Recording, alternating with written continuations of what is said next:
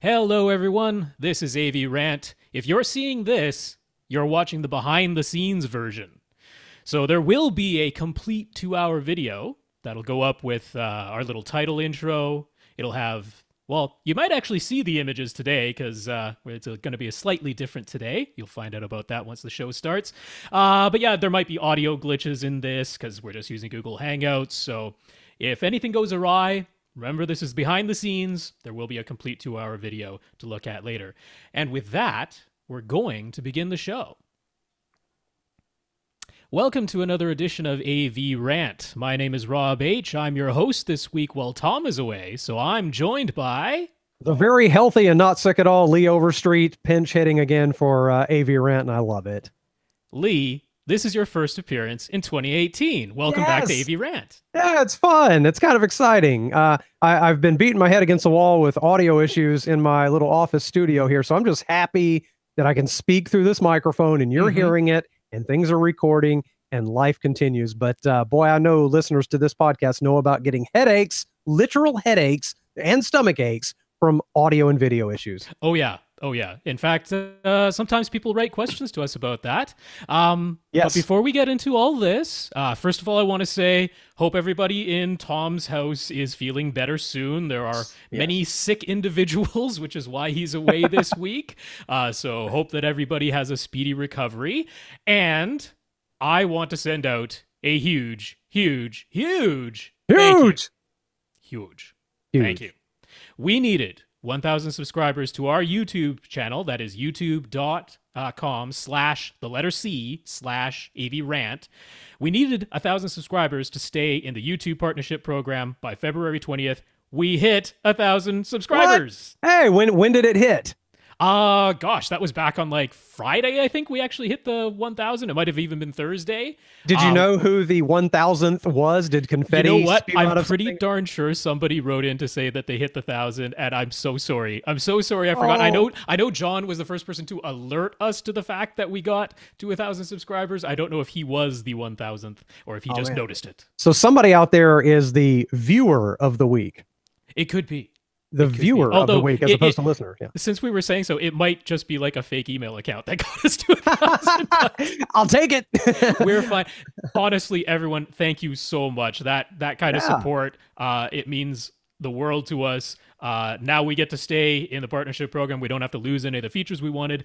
Side issue, we get to monetize the videos. I think we make a whopping like $12 a month or something off of that. I don't know. That's more than most people make off YouTube. That's $12 more than I've ever made on YouTube. I'm pretty sure that's all just because it's like on YouTube Red and those people actually subscribe. I'm pretty sure that's why. But anyway, that's the fantastic news. We're super happy about it. Let's get into the show a bit. This is AV Rant.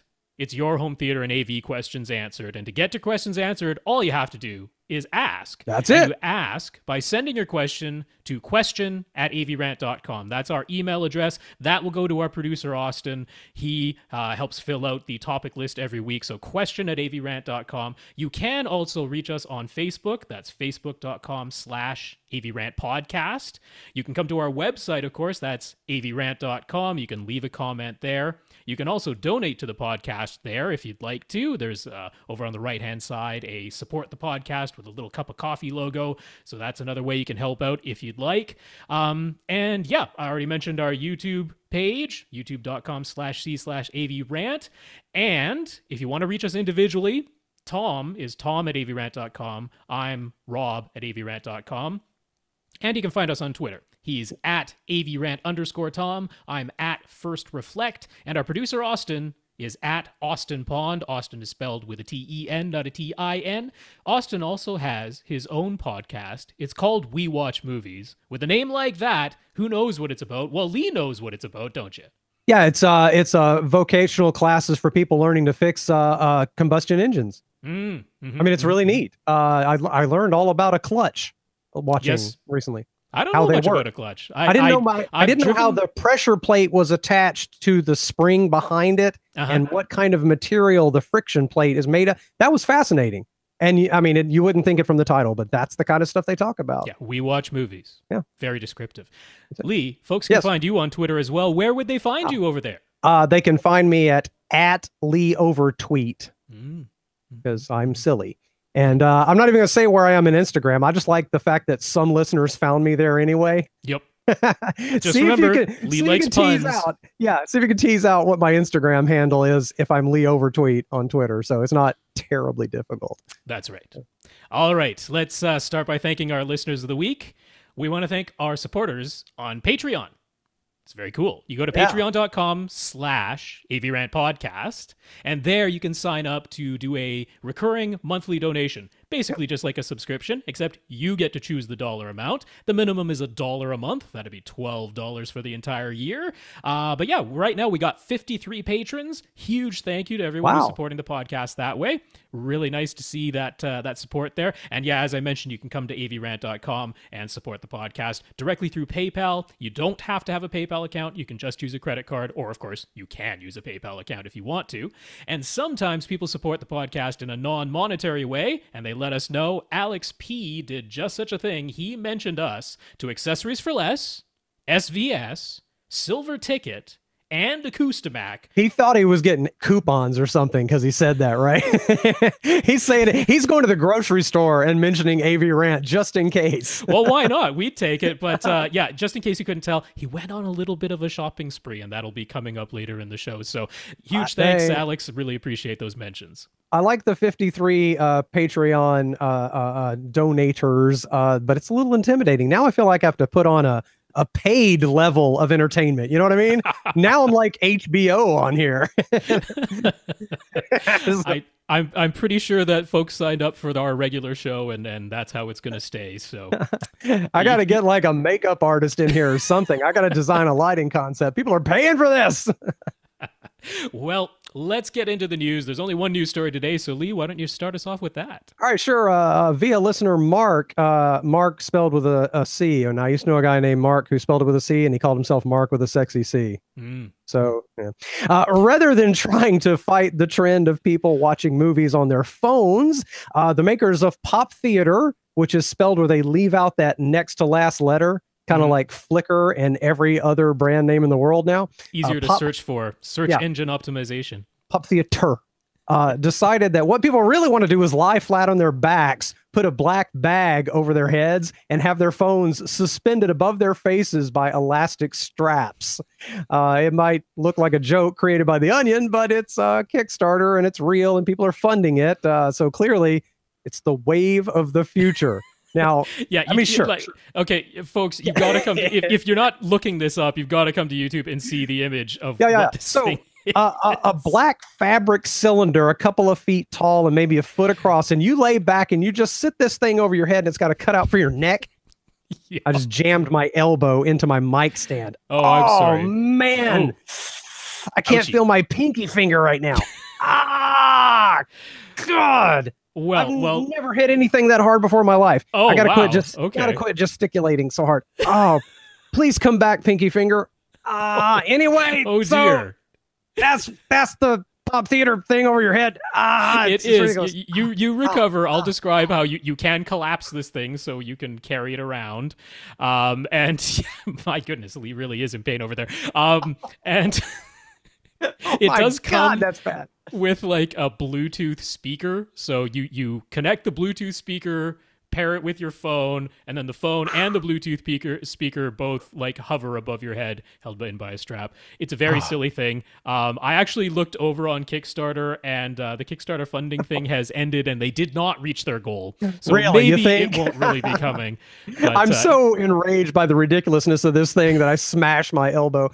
Yeah. Well, now see, what I want is to actually suspend a turntable over my head so I can see the record spinning. That's what I'm in. I'm totally in when you suspend vinyl over my head and I can watch that spinning. The guy who does Tech Moan, he did review that was it Rock Block, which is like that thing was awful. The thing with wheels and phono needle, and you sit it on your vinyl, like you lay your vinyl record flat on a table and then put the Rock Block on it, and it drives around it. Yeah, it's like your stylus is going around the record instead of the record spinning under the stylus. And I mean, just like the old little VW Bug player, but yeah, that review was like you could get rid of all commentary and just listen to the poor thing trying to play a record. That is some all you needed. hilarious video right All there. you needed to hear Yeah. was that. Oh my God, it's so funny. But yeah, I saw that, loved it. So there you go. That's some good stuff. Hey, just one word of advice, people. If you want to watch TV on your phone, you can buy one little cable and hook it up to a real TV. You don't have to hang the thing over your head in midair inside a black tube. Just plug it into your TV. It's a little, what is it? It's the mini HDMI connector. I know that my phone, I can't remember what's it called, MDL, something like that. There's like a little connector NHL? that you... NHL. That sounds right, yeah. And so, yeah, you can plug that in, and it's HDMI on the other end. You just jack it into the front of your receiver or TV or something and just press play, and maybe don't hang a bag over your head. Well, before we move on to our comments, Lee, we want to catch up with you a little bit. I mean, first time appearing in 2018. What's been going on over in your neck of the woods? Oh, well, let's see. We had sad bits. Little puppy dog passed away. You remember the dog I used to always have to run and walk? Your wiener dog? Yeah. Little buddy his name was Rudy, and he was about 19. Yes. And so I know he it's not as though it was a completely out of nowhere type of shock type of thing given his age, but still very sad. It was very sort of I was taking care of him to a great degree there toward the end, but we're all good now. It was totally expected, and so we're just trying to decide whether we like the no dog life or we need to hurry up and go get another wiener dog. So we'll see. I'm pretty sure another little doggy's going to be in that house. But eventually maybe. I want to see what it's like to have a summer where we can travel and not have to get babysitters, and not have to take a dog to the grandparents' house. But anyway, we'll see. So, R.I.P. Rudy, he was awesome. But in happier news, I finally, after years of threatening to do so, I've started to do my video archiving project at home. I've got just buckets like the under the bed plastic storage containers. Oh yes. Right. I have many of them myself. You can put about 30 VHS tapes in those. Okay. And I have 5 of them. Mm-hmm.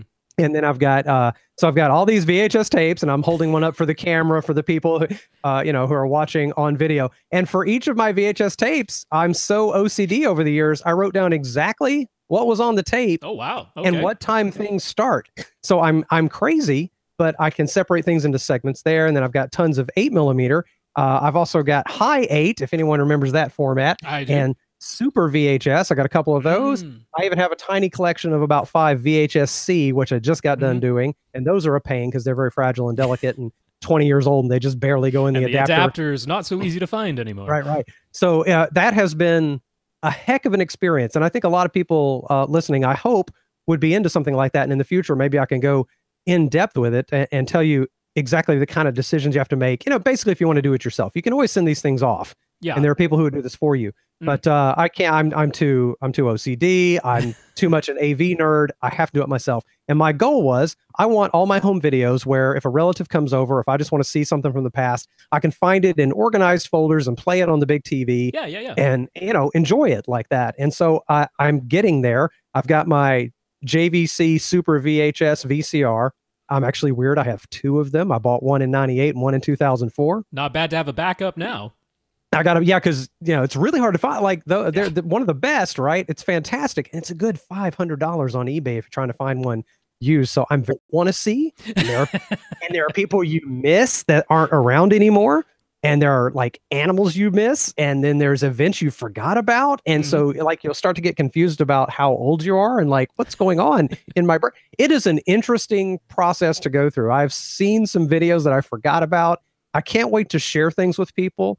I used to do a radio show, so in the future, I want to make a retro podcast about the old radio show. Hey, that's a great idea. So imagine I have high quality recordings of every show on audio, and then I've got video of a good many of them and a bunch of band performances and stuff like that. So imagine a show where 2 guys in their 40s try to get together and do a show about their old show. And that's kind of where I'm going with it. So I got a lot of plans, and it's been really fun. If anybody wants to hit me up at that @LeeOverTweet Twitter, you can direct message me, and I'll give you my email address if you want to talk about these sorts of issues, because my wife's sick of hearing about it.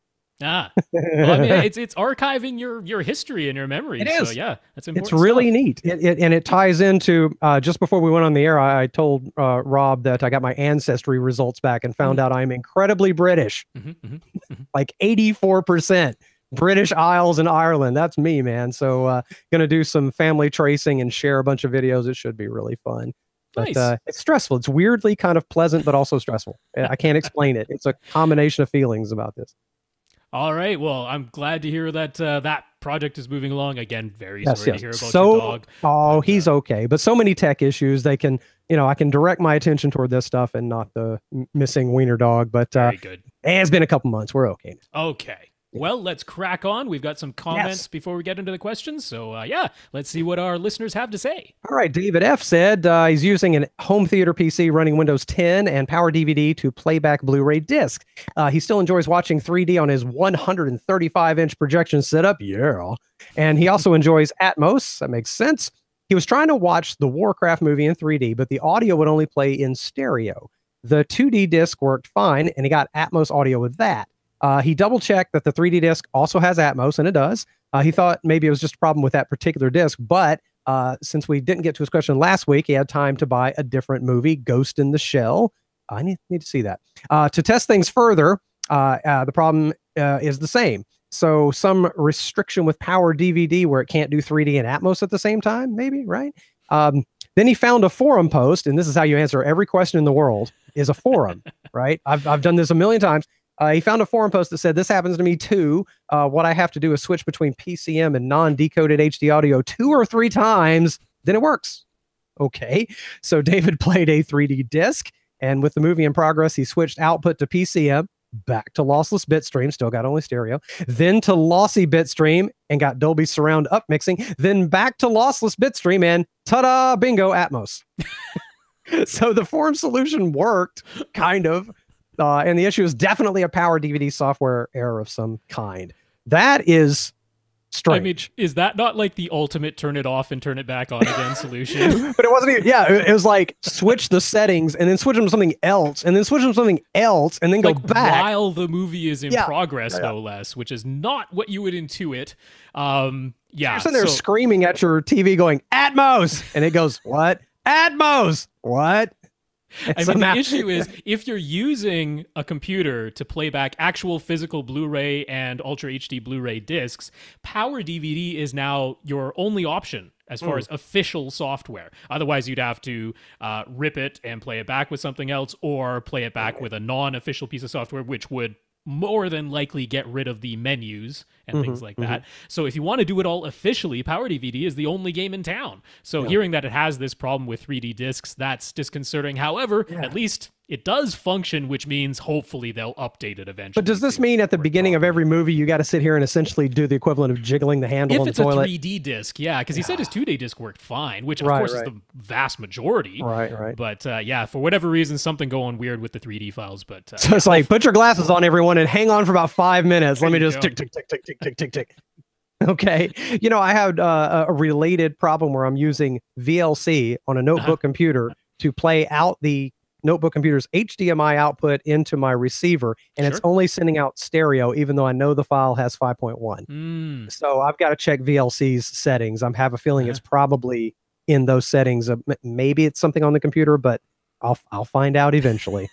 But I know the feeling. I didn't try just like changing settings 6 times in a row to try. Okay.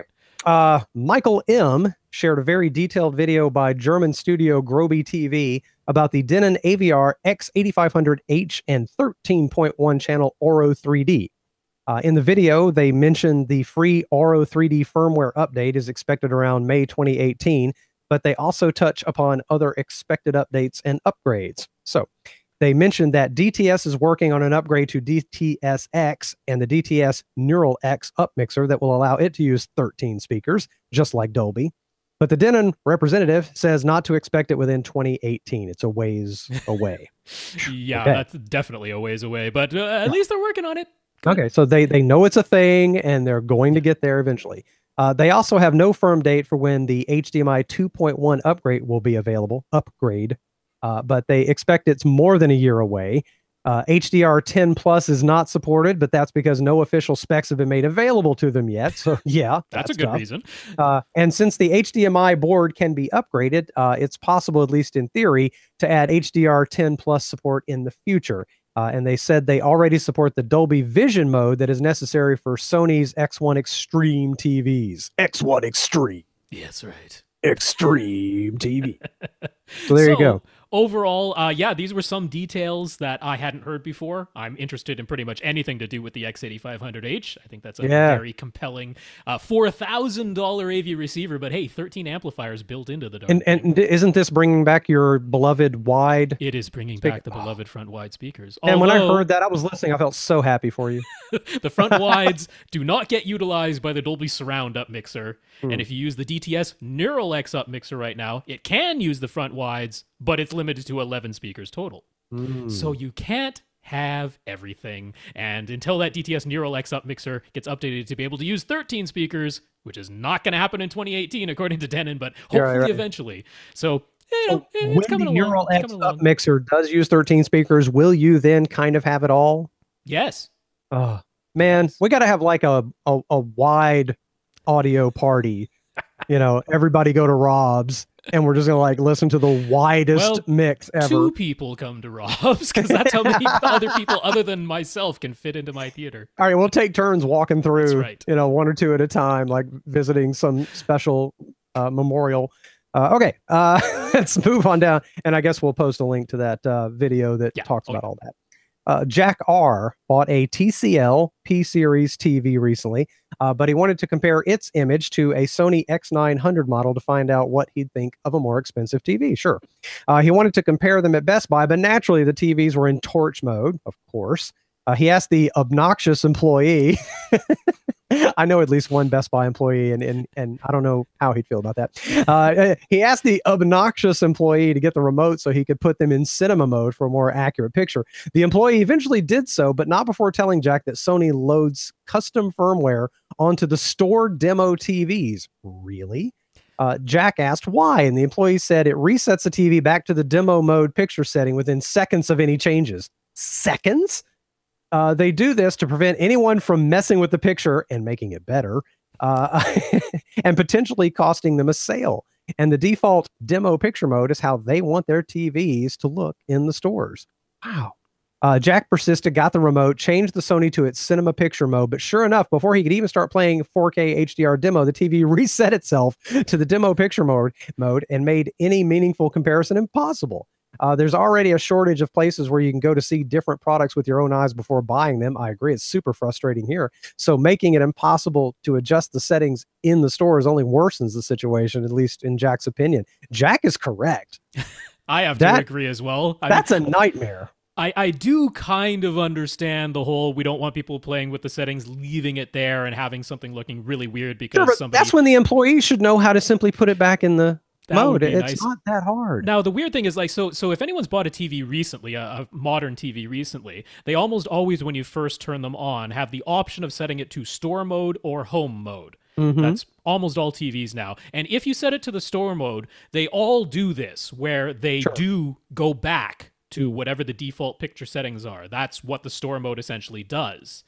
But it usually gives you a little bit of time before it does it. So I'm not sure if maybe that's just Sony's store mode by default. I don't know if it actually is a custom firmware the way the employee said, but it could be. It's not impossible. So they're not just taking a TV out of a box and setting it. They're sent special TVs that are meant to be demo TVs in Best Buy. Is that what? I'm not completely sure, because the thing, like, let's say you have a normal TV, it's in a store, and they put it in the store mode. When they first turned it on, they selected store mode, and that would make sense.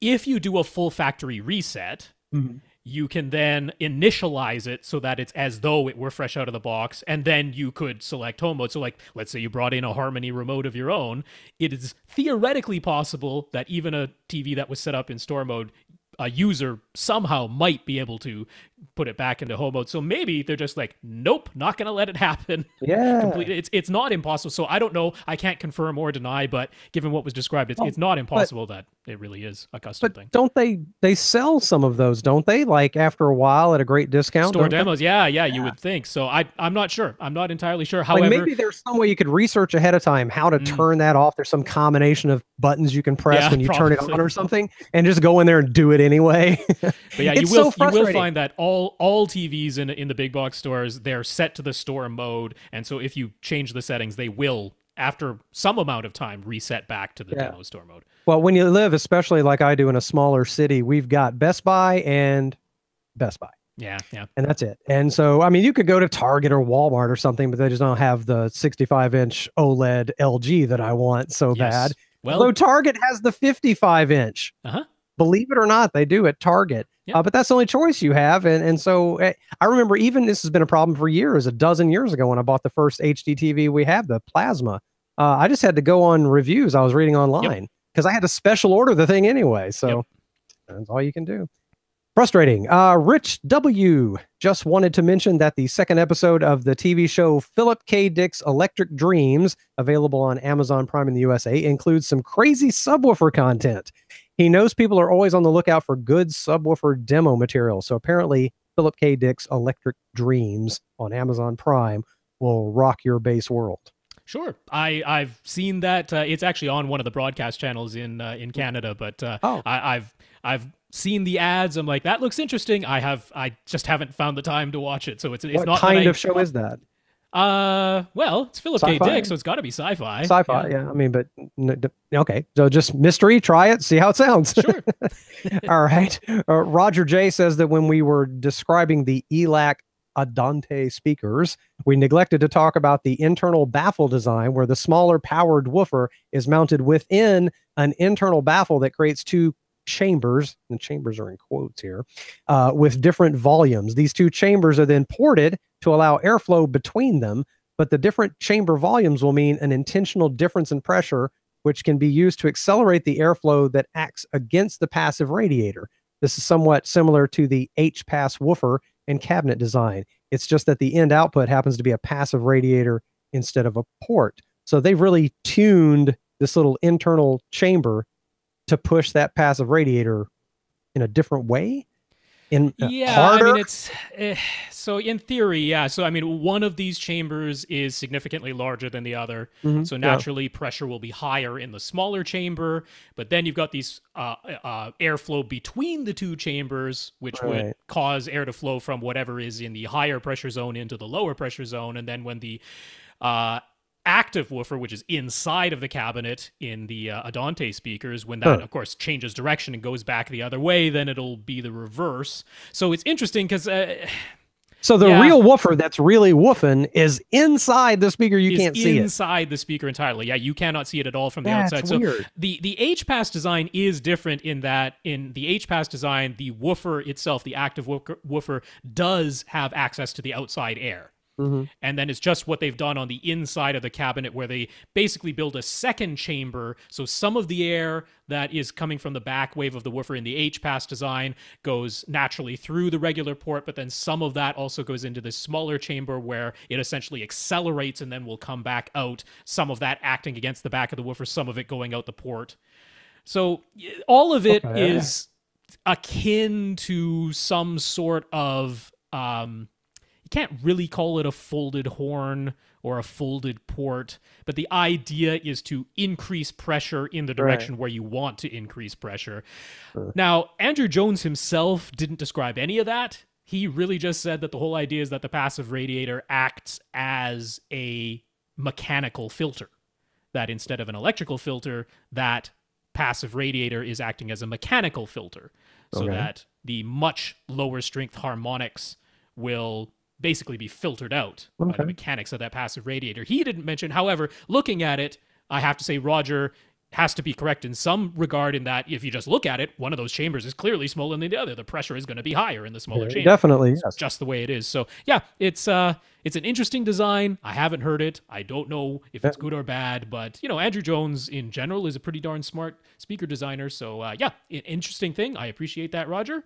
Yeah, and, I mean, it's weird, but I'm not going to write it off right away. There could be some serious science going on there. So are we on to... We're on to our questions. Let's dig into the meat. Okay, here comes some meat. I just ate some pork a little while ago. So from last week, some leftover stuff here. Roy B on Facebook. Roy took our advice and bought a Sony X800 Ultra HD Blu-ray player to replace his Universal Disc player that died. all of a sudden he wants a 4K TV. Don't we all? What do you know? Yeah, how about that? His receiver is a Denon X4000, which cannot pass HDCP 2.2. He understands he can send the video directly to the TV and use the Sony player's second HDMI output to send audio only directly to his Denon. But what about lip sync and lag? He knows that if the audio is preceding the video, he could adjust the lip sync delay in his Denon. But what if the video is preceding the audio? Does that happen? Should he be concerned that this might happen, and what could he do about it if it does? Interesting. Does video ever precede audio? I would think I have seen that. You've seen that. It's not impossible. One would think with the additional processing necessary for video that wouldn't happen, but yeah, it's far less common, which is why in the vast majority of AV receivers, the synchronization setting that's available only delays the audio. That's like the only thing it does. Now, I have seen the odd device that does go the other direction, but of course that'll only work if video and audio are both going through that device, because it has to delay. You can't magically make something go faster than when it arrived, so the only thing you can do is delay one of them. Despite me hitting fast forward watching the DVR live, I have yet to be able to fast forward the live universe around me. Yeah, that's not going to happen. So the main question is, should he be concerned about this? I would have very, very little concern about it. I'd be super surprised. Yeah.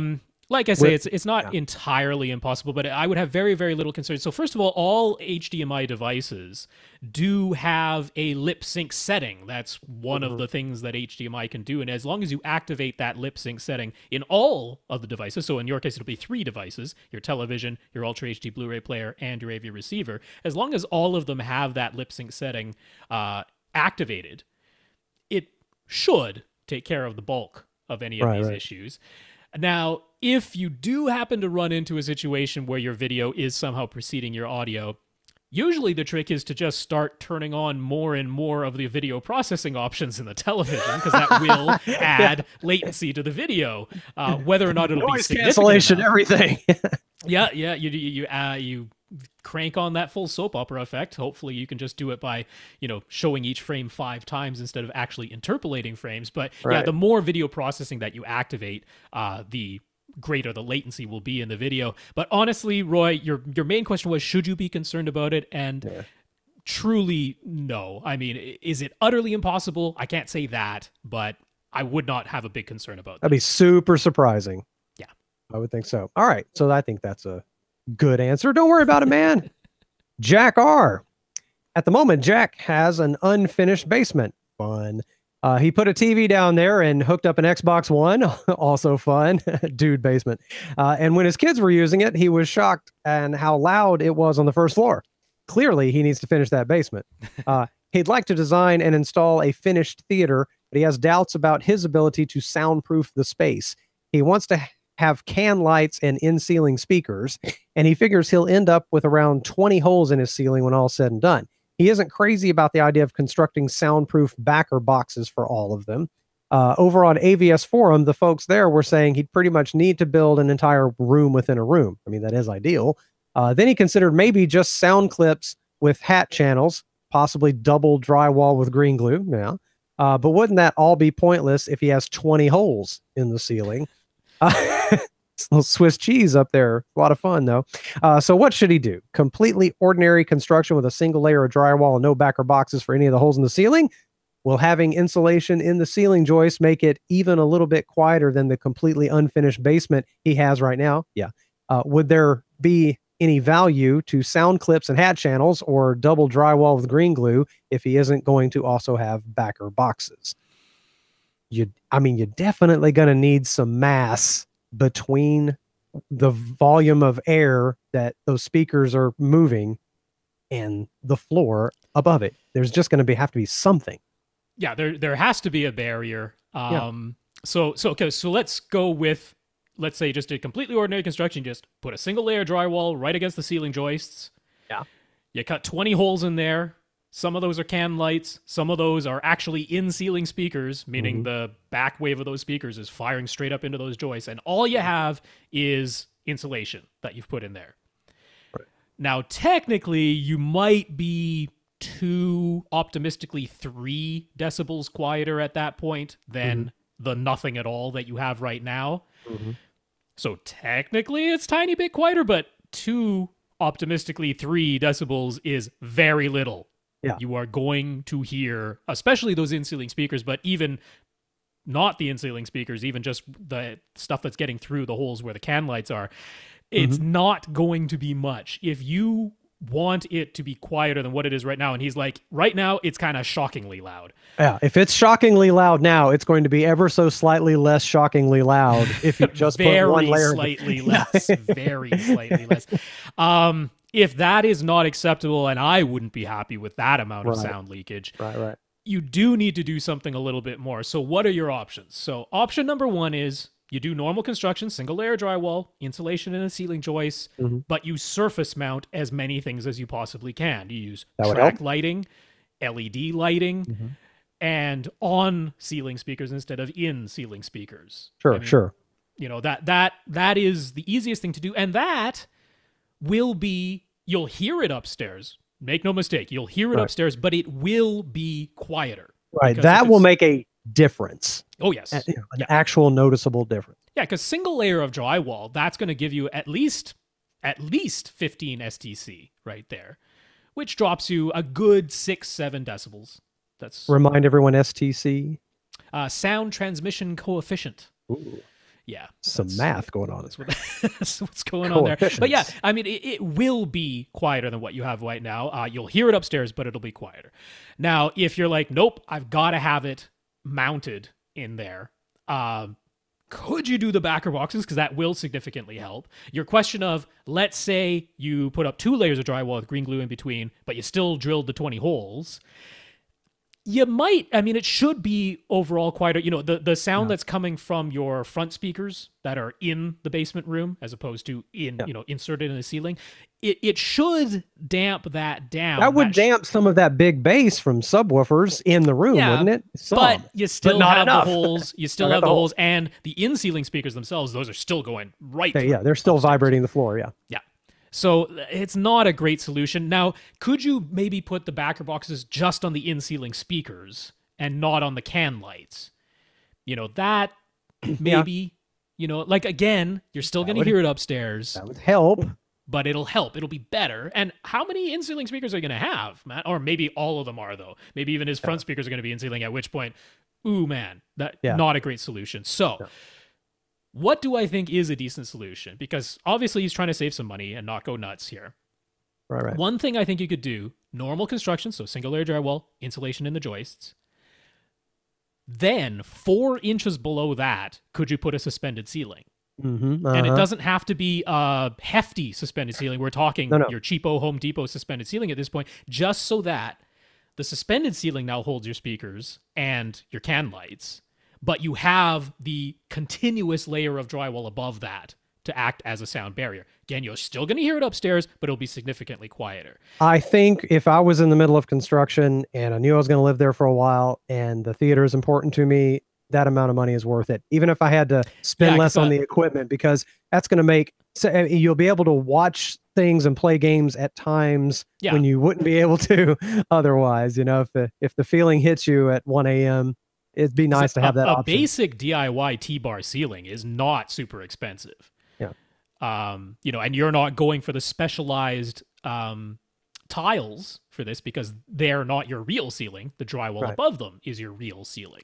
Right. So that's not a huge price increase. The question is, though, it's a basement. I don't know how much ceiling height he has. Yeah, maybe one of the reasons he doesn't want to do room with a room is because he doesn't have the ceiling height to spare. Yeah, if you don't have the ceiling height to spare to drop anything down, I would just surface mount everything on that ceiling. Really is seal up that ceiling. Yeah, you know, you go focal birds, focal little birds, something like that. Those are easy to surface mount. You go track lighting, LED lighting, something that isn't your pot lights. There's all kinds of neat LED lightings that are so flat. And you don't have to cut into the ceiling above. So all kinds of neat things you can do. So yeah, I'd either do that or hang the ceiling like you said. Yeah, so those are the less expensive. You know, make no mistake, you're going to hear it upstairs, but if all you have is a layer of drywall and in-ceiling speakers, forget it. It's exactly what you have now at that point. Pretty much, yeah. In fact, you kind of focus it and tighten up that bass in between those joists. You're like really thumping everybody's floor upstairs. All right, so that's, yeah, I agree with you. And we will move on now to John, who asked a question via Twitter. Have we, this podcast, ever talked about Wharfdale speakers? Are they any good? I think I recall you guys mentioning Wharfdale at some point. Yeah, the name has come up. Someone else asked about a particular pair of Wharfdale speakers, and yeah, I've had little experience. I believe I've heard 2 different model of Wharfdale speakers, but this is going back several years at this point, so I can't claim to know what their current lineup sounds like at all. At the time, I thought they were perfectly fine. I thought they were absolutely decent, good sounding speakers. They didn't particularly stand out in any way, which is, let me be very clear, not a bad thing.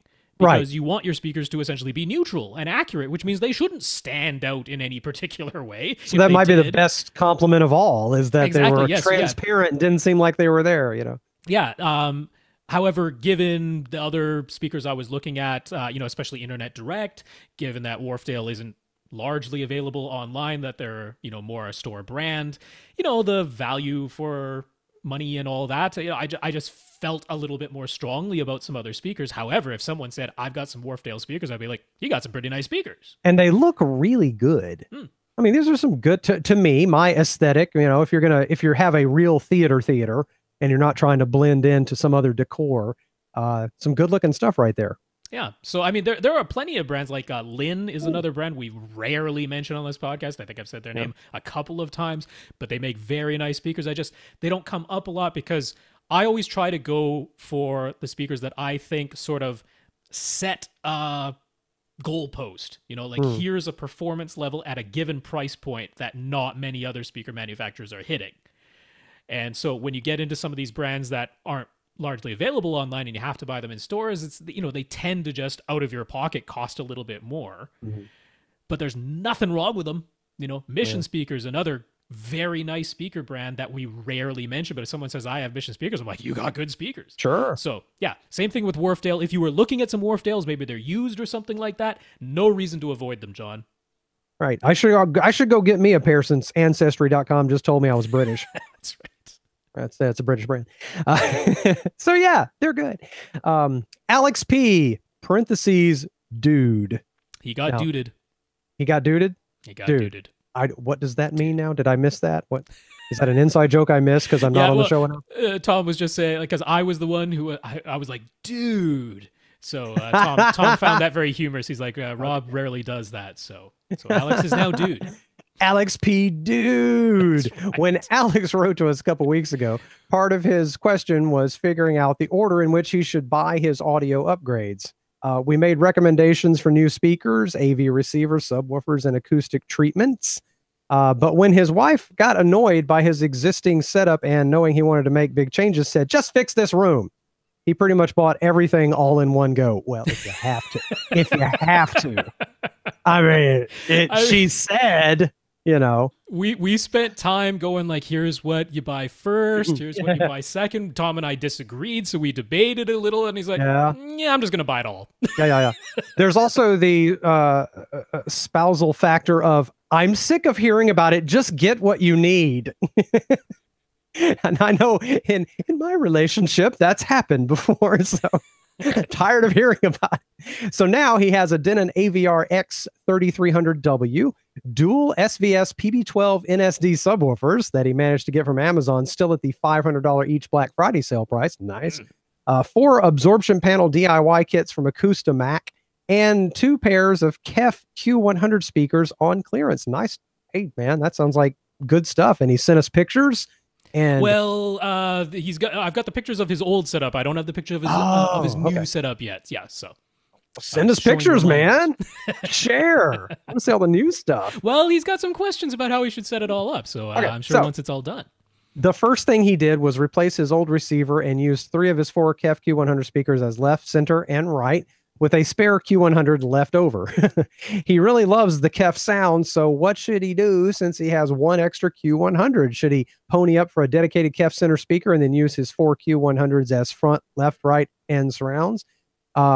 The available KEF centers are all much more expensive than the clearance Q100s. Should he just get another pair of clearance Q100s and still end up with an unused spare? Huh. Good question. So if the clearance Q100s are cheaper than one of the centers, as weird as it is to have just a leftover speaker, that would be my first feeling. Yeah, I mean, especially if you're happy already. One thing to know about the KEF speakers, especially like the Q100, the Q100 is a two-way speaker, so it's a woofer and a tweeter, but it's concentric design, so the tweeter is smack dab in the middle of that woofer. Oh, really? Which means if you turn that speaker on its side, its dispersion is exactly the same. It's like car stereo speaker. Yeah.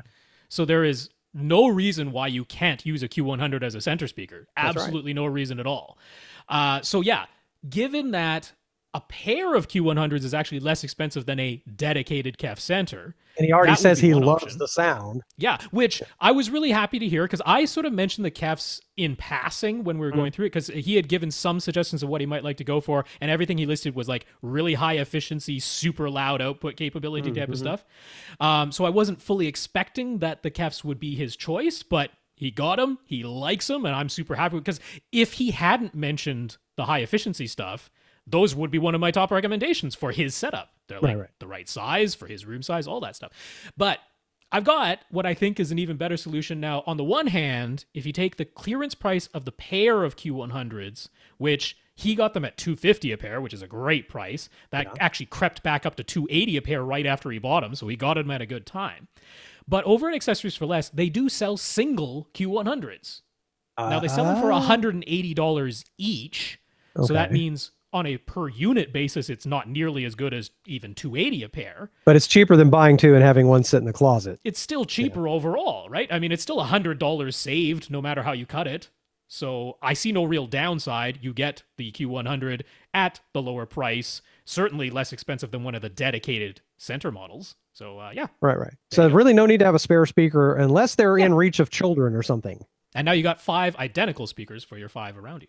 There you go. Further on here, the dual PB12 NSD subs and the 4 DIY Acoustimac panels are game changers, he says. Love to hear that. Yeah, he would have loved to get even more panels, but he's completely out of money now. He still wanted to try Atmos, so he quickly mounted his Logitech speakers to the shelf that's holding his projector on the rear wall, and he called them top middles. He'd like something a little nicer as a permanent setup, though. He doesn't want to cut holes in his ceiling, and he does have an older pair of Sony bookshelf speakers on hand that would be better than the Logitechs. What would we recommend? Should he try to get another pair of KEF Q100s? He probably just wants another pair. They're great. And somehow mount them on the ceiling so that he has matching KEF speakers in all positions? Should he get and mount focal little birds, or should he just mount his Sony bookshelf speakers? Well, you said you were out of money. Yeah. That's really making me lean toward the Sony bookshelf speakers. And they are going to be the overhead speakers where me, being a very critical and picky person, will tell you they don't have to perfectly timbre match for the elevation positions. That is certainly the affordable choice. And if you were to mount your Sony speakers for the overhead position, I would be like, yeah, that's a totally reasonable thing to do. And that could be replaced when the money comes back in and you want KEF 100s to make everything match. Perhaps. If you just that. You know. The Q100s honestly would be a little bit awkward. They're not super tiny. I mean, they're not huge, but they're not super tiny. They're deep. And so mounting them on a ceiling, a little bit iffy to me. Now, KEF does have a model of speaker called the E301, which is very similar in form factor to the Focal Little Birds. It comes with a mount attached to it, which is a pivot mount, which means it would be very easy to attach the KEF E301s to the ceiling and pivot them to aim them however you would like. However, over at Accessories for Less, you can get them, but they're $300 for the pair. So they're even more expensive than Q100s, but you'd be getting them for the form factor only. Right. Should he pay $200 for a pair of Focal Little Birds? It's really hard to justify that, honestly. Yeah. Sony bookshelf, man. Sony bookshelf. Mount your Sony bookshelves. They'll be fine. If they were going to be your front, left, right, or even your surrounds, I might hesitate because I want a better timbre match in those positions. But for the overhead speakers, just go with what you already have. Save the money. By the way, those KEF E301s, they look like what we thought the future was going to look like in the early 70s.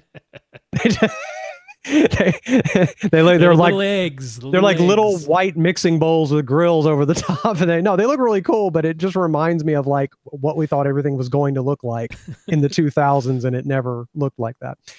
Anyway, even more changes.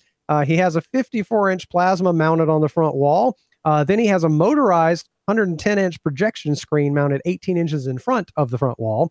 While they've loved the big screen experience, his wife doesn't like the look of the screen being mounted so far forward. It was a cheap screen, so it has some wrinkles and warping along the edges. And to top it all off, the new receiver and KEF speakers are tall enough that the bottom of the screen would crash into them when it comes down. So he bought a silver ticket fixed frame screen, but in order for it to perfectly fit on his front wall without interfering with the light switch, he had to go with a 92-inch screen size. So now that he has a smaller screen and it's farther away, do we think he should move his couch forward to compensate? Yeah. And if so, how much would he have to move it forward to get close to the field of view that he used to have with his 110-inch screen that was 18 inches closer? You getting all this math, Rob? Because I sure am. You're the math genius. We're about to hitch up. The distance from the front wall to the back wall is 14 feet. Calculator man, hit it. So first of all, I'm really, really happy that he's open to the idea of moving his couch forward, because I wanted him to do that anyway, just to get it off the back wall. Yeah, trying never to put it right up against that back wall. Yeah, so really happy to hear that that might be an option regardless. So let's just go through the figures. And if you want to, you can go online and use the viewing distance calculator. If you just Google viewing distance calculator, or we'll have the link for it on avrant.com. If you don't want to work out the math yourself and do the the tangent to figure out your angles, trigonometry, everyone, trigonometry here. You just plug in the numbers to viewing distance calculator, and it'll spit out the result for you. So when he had a 110-inch screen and he was sitting effectively 12 and a half feet away, because it was 18 inches off the front wall and he was right against the back wall, and front to back is 14 feet, he had a 35.5-degree field of view. Right. That's what he had before. Now, 92 inches from 14 feet away, so this is he mounts the 92-inch screen on the front wall and he still sits on the back wall, doesn't move his couch at all. That would give him a 26.8-degree field of view, which I agree is kind of small. Yeah. So 92 inches from 10.5 feet away would give him effectively the same field of view as the 110-inch from 12.5 feet away. So we're talking about moving you off the back wall by 3.5 feet. You move off the back wall by 3.5 feet. And that's enough room. Get one of those cool little behind the couch tables. You could. And put some cool stuff back there. Yeah. That's what I would do. So there you go. That's what you need to do. Do that. So here we go. The next part of his question starts with a question. When will this be done? Asks his wife.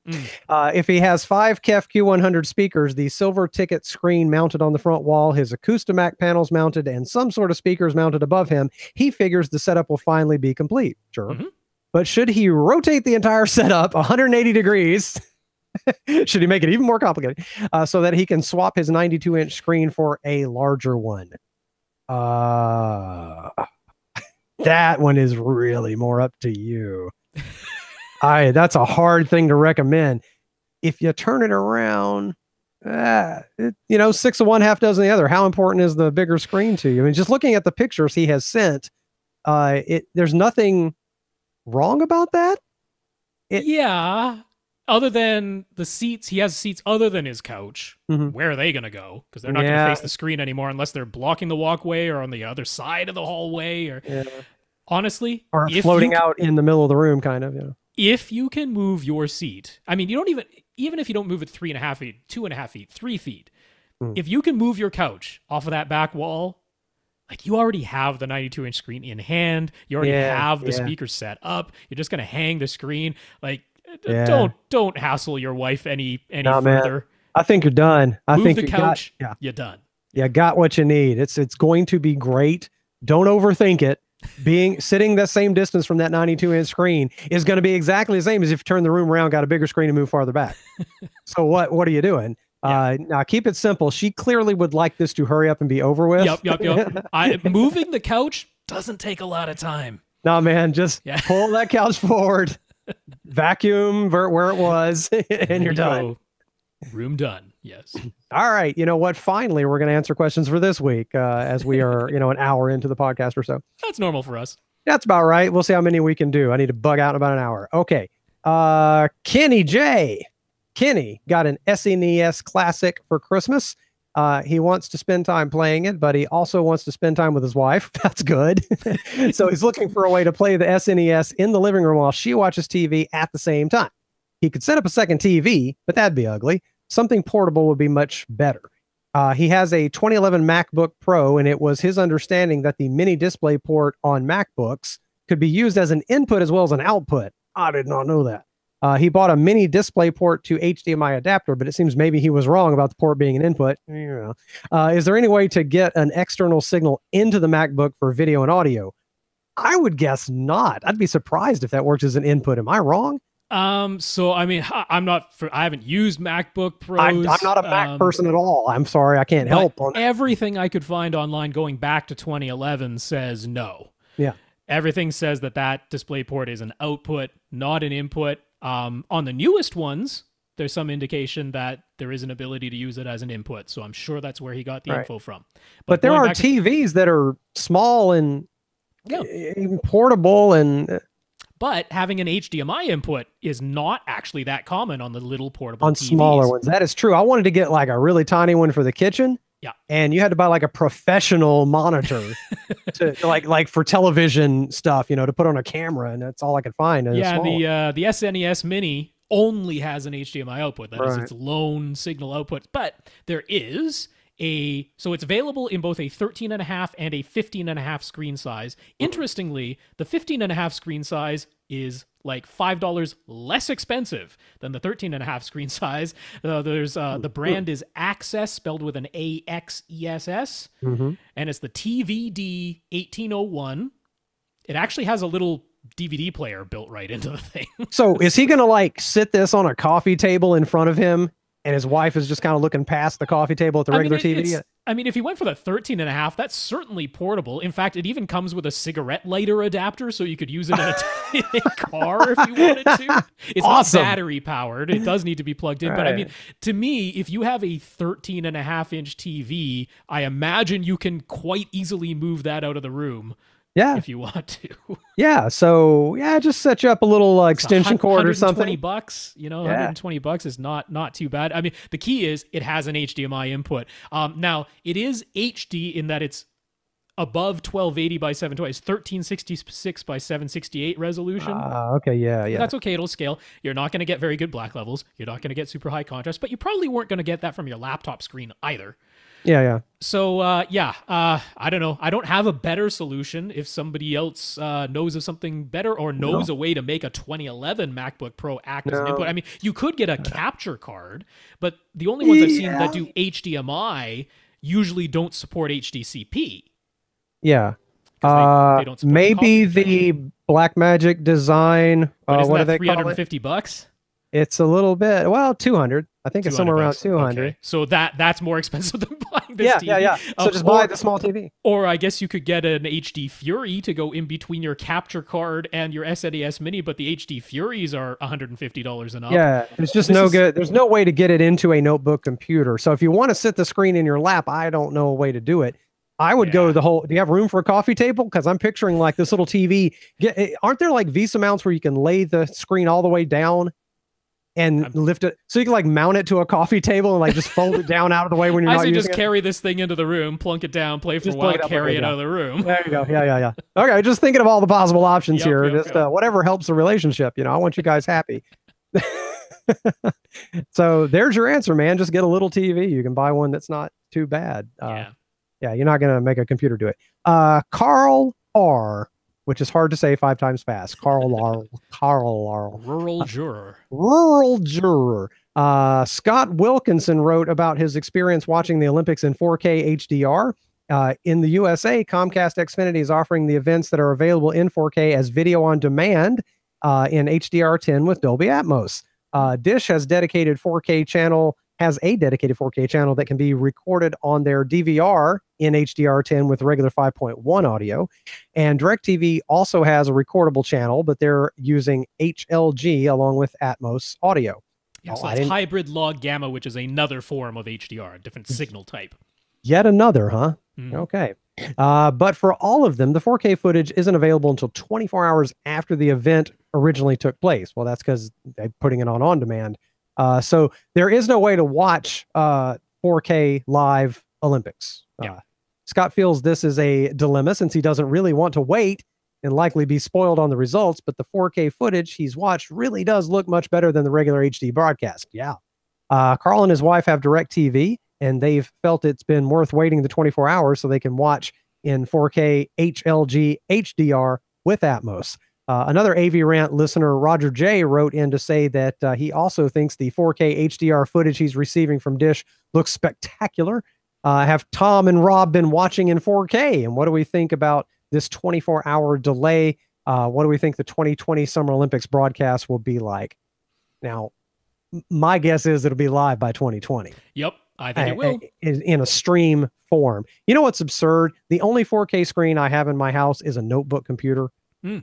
And it's driving me insane. I can't wait to get that OLED. It's just silly. It's a fantastic notebook computer. I bought a good HP, but it's just silly that my 4K screen is 15 inches. I just press it to my face and watch these streams. Well, it's like, yeah, my first 3D monitor was my computer monitor before I got a 3D TV. Yeah, so there you go. That happens sometimes. Yeah, so I can answer for Tom. He's not watching in 4K. He doesn't have a 4K TV. Right. I'm not watching in 4K because we do have one of our service providers, TELUS, is providing 4K, and I think Bell is providing it as well, but I'm with Shaw, and they don't have 4K service yet. So I am not watching it in 4K, even though I do have a 4K TV now, but the service is not available to me. So, nope, neither of us, Tom or myself, Lee, I guess you haven't been watching in 4K. Nope, I wish I could. I have watched some things on my notebook in 4K, sure, but not the Olympics. Like I said, held it right up to my face, and it looks amazing. So, yeah, the 24-hour delay, I mean, NBC is delaying their broadcasts anyway, aren't they? They're not showing anything live on NBC. Well, no, they are showing some, like if you, at certain times I've seen where it says live in the corner of the screen, and I do the math and go, oh, it's 13 hours ahead of me. Okay. Sure. So they have had some stuff live, and I just feel like inevitably there by 2020 we'll have at least something streams online. Yep. There's not going to be a way to do it through. I mean, some cable company might do it, I suppose. Yeah. No, I mean, this is early days for 4K broadcast. Yeah. Mm-hmm. I think this is just the result of they want to actually make sure the footage works. If they're doing it in HDR10, they have to add the metadata after the fact, so it'd be really hard to do it live. Yeah. So yeah, I think it makes sense. I think maybe they're being a little bit conservative, but that's because they want it to function properly, which I think is fair enough. And yeah, by 2020, I think it'll be live. Yeah, at least they're getting it right, even though it's 24-hour delay. Do you know I kind of have to do this with regular television programs because Comcast nowadays downscales everything to 720p unless certain channels say they can't. And like the NFL channel still 1080i. But if you watch it on demand, it's the original resolution and has better color, even on a regular high def TV. So on demand is a better way to watch stuff for me. It's frustrating, but I'm so used to watching stuff. So what I've learned to do, if the picture quality is important to me, I watch it on demand, and then I just get out my phone and do Facebook during the commercials that they don't let you fast forward through. Okay, yeah. I've just learned this new way of doing things. So I just do a little Facebook, and then, the program's back on again. Put the phone down. So there you go. Next question is from Alvin C. Alvin has two subwoofers, a Paradigm PS1000. That's a 200-watt 10-inch ported, and claims 10 dB at down 10 dB, negative 10 dB at 22 hertz. And he has a JBL PSW1000. That's 100-watt 10-inch ported, claims minus 6 dB at 30 hertz. Yeah, neither of them list a negative 3 dB point because it's not very impressive. Right. So one of them gives you a minus 6 and one of them gives you a minus 10. Always mind games. No one wants to be honest. That's right. He has them level matched, and they seem to play well together for the most part. But now he has an opportunity to pick up a second Paradigm PS1000. So he wonders, is timbre matching subs a thing? Timbre matching subs a thing? No. Should he get the PS1000 and sell the JBL? How worth it would it be? So how much difference is he going to tell if he gets that little bit more, which I assume, well, we don't know. It's 10 dB down at 22 hertz versus 6 dB down at 30 hertz. Which one's feeding him a little more accurate super low bass? These subs that he already has, the Paradigm and the JBL, they're way more similar than they are different. So I mean, really, what he's really asking is if you have two identical subs versus two similar subs, will you notice a significant difference? And the answer is no. No. Timbre, when we talk about timbre or tone or what that's really about is upper harmonics. Why does a clarinet sound different than a flute? Both are capable of playing the same note, the same fundamental. Right. The and shape if all and the movement, yeah, if all you heard was the fundamental, it would sound just like a sine wave tone. And they can both play the same fundamental. But the reason those two instruments sound different are all the harmonics above the fundamental that color and shape the sound and give them their unique tone and timbre. That's exactly what happens with speakers as well. Timbre matching is about the harmonics, and we're not concerned about harmonics with subwoofers. We're concerned about low fundamentals. Yeah. I mean, subwoofers have different capabilities, but they don't have quite as much different character as the tweeters on your speakers. Yeah, there are things that can be different. Some can have more overhang. You know, the woofer continues to move when it really shouldn't. Yeah. Whereas others, you know, have faster transient response.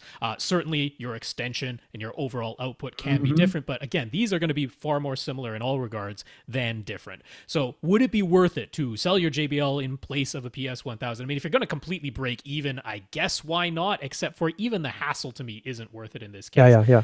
Where I would spend your money is keep what you have, save up, get one subwoofer to start that can actually play all the way down to 20 hertz, because neither of these subs can. If that's what you're shooting for, yeah. So just changing out that JBL is not going to give you a wow factor. I wouldn't say it's worth it. I wouldn't say it's even worth the hassle, even if you break even. If it's going to cost you any amount of money, I'd rather save that money and put it towards something that's really going to be different than either of these subs. You could sell the JBL and get an even better Paradigm sub, or get your dream sub and let the Paradigm PS1000 play along with it. But don't worry about it, man. You got good stuff. Jason S. First up, Jason says, thanks for our continued dedication and practical advice. He's been listening to the recommendations we've suggested to other AV Rant listeners, so he thinks we might recognize more than a few products in his current setup. Yes. His theater is in his basement, and the room is 28 feet long, 13 and a half feet wide, 9 feet high. That's nice, good space. His original plans included a door, but the fire marshal shot down those plans, and he was forced to build the room with a permanent opening at the back. That opening goes into the stairwell that leads up to his open concept first floor. So he isn't sure exactly how many cubic feet of air he's actually dealing with, but it's a very large number. It's not his fault, though. He was forced into that compromise. Understood. The rear 13-foot portion of his 28-foot-long room is elevated on a 12-inch platform. He has 2 rows of seats, 3 seats per row, plus bar stools behind the second row. He's been enjoying his theater for about 2.5 years now, but now he has the itch to upgrade something. He's got about $5,000 he could spend right now. Fun. So here's the setup. A 150-inch 16:9 acoustically transparent Seymour AV projection screen. The frame already has the magnets installed for the manual masking panels if he wants them. But with 3 kids around and really not being bothered by the black bars, he never purchased the actual masking panels. Understood. A Sony HW55 ES 1080p projector. He's happy with that, and he figures it might be another year or two before 4K HDR projectors really settle down. He's probably right about that.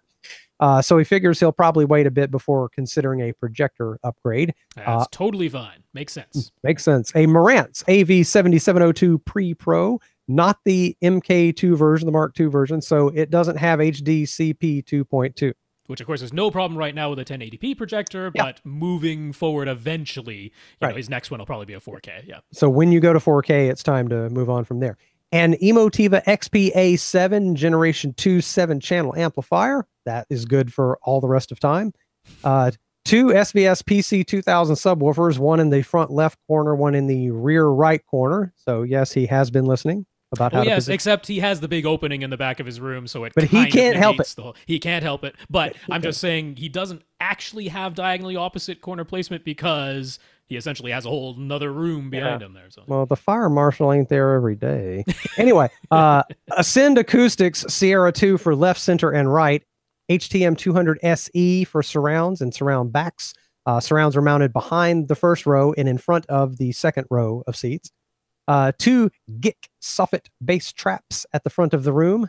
11 GIC impression series absorption panels with wood diffusion plates for the side and rear walls, and RPG acoustics absorption panels with diffusion scatter plates hidden behind the screen.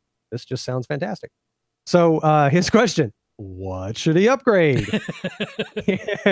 What's not amazing? You've got a very nice setup, I really have nice to say. setup. And yes, I do recognize many of those products as being recommendations that might have come from us. Sure. So here we go. Here are some of his ideas about what expand to Atmos.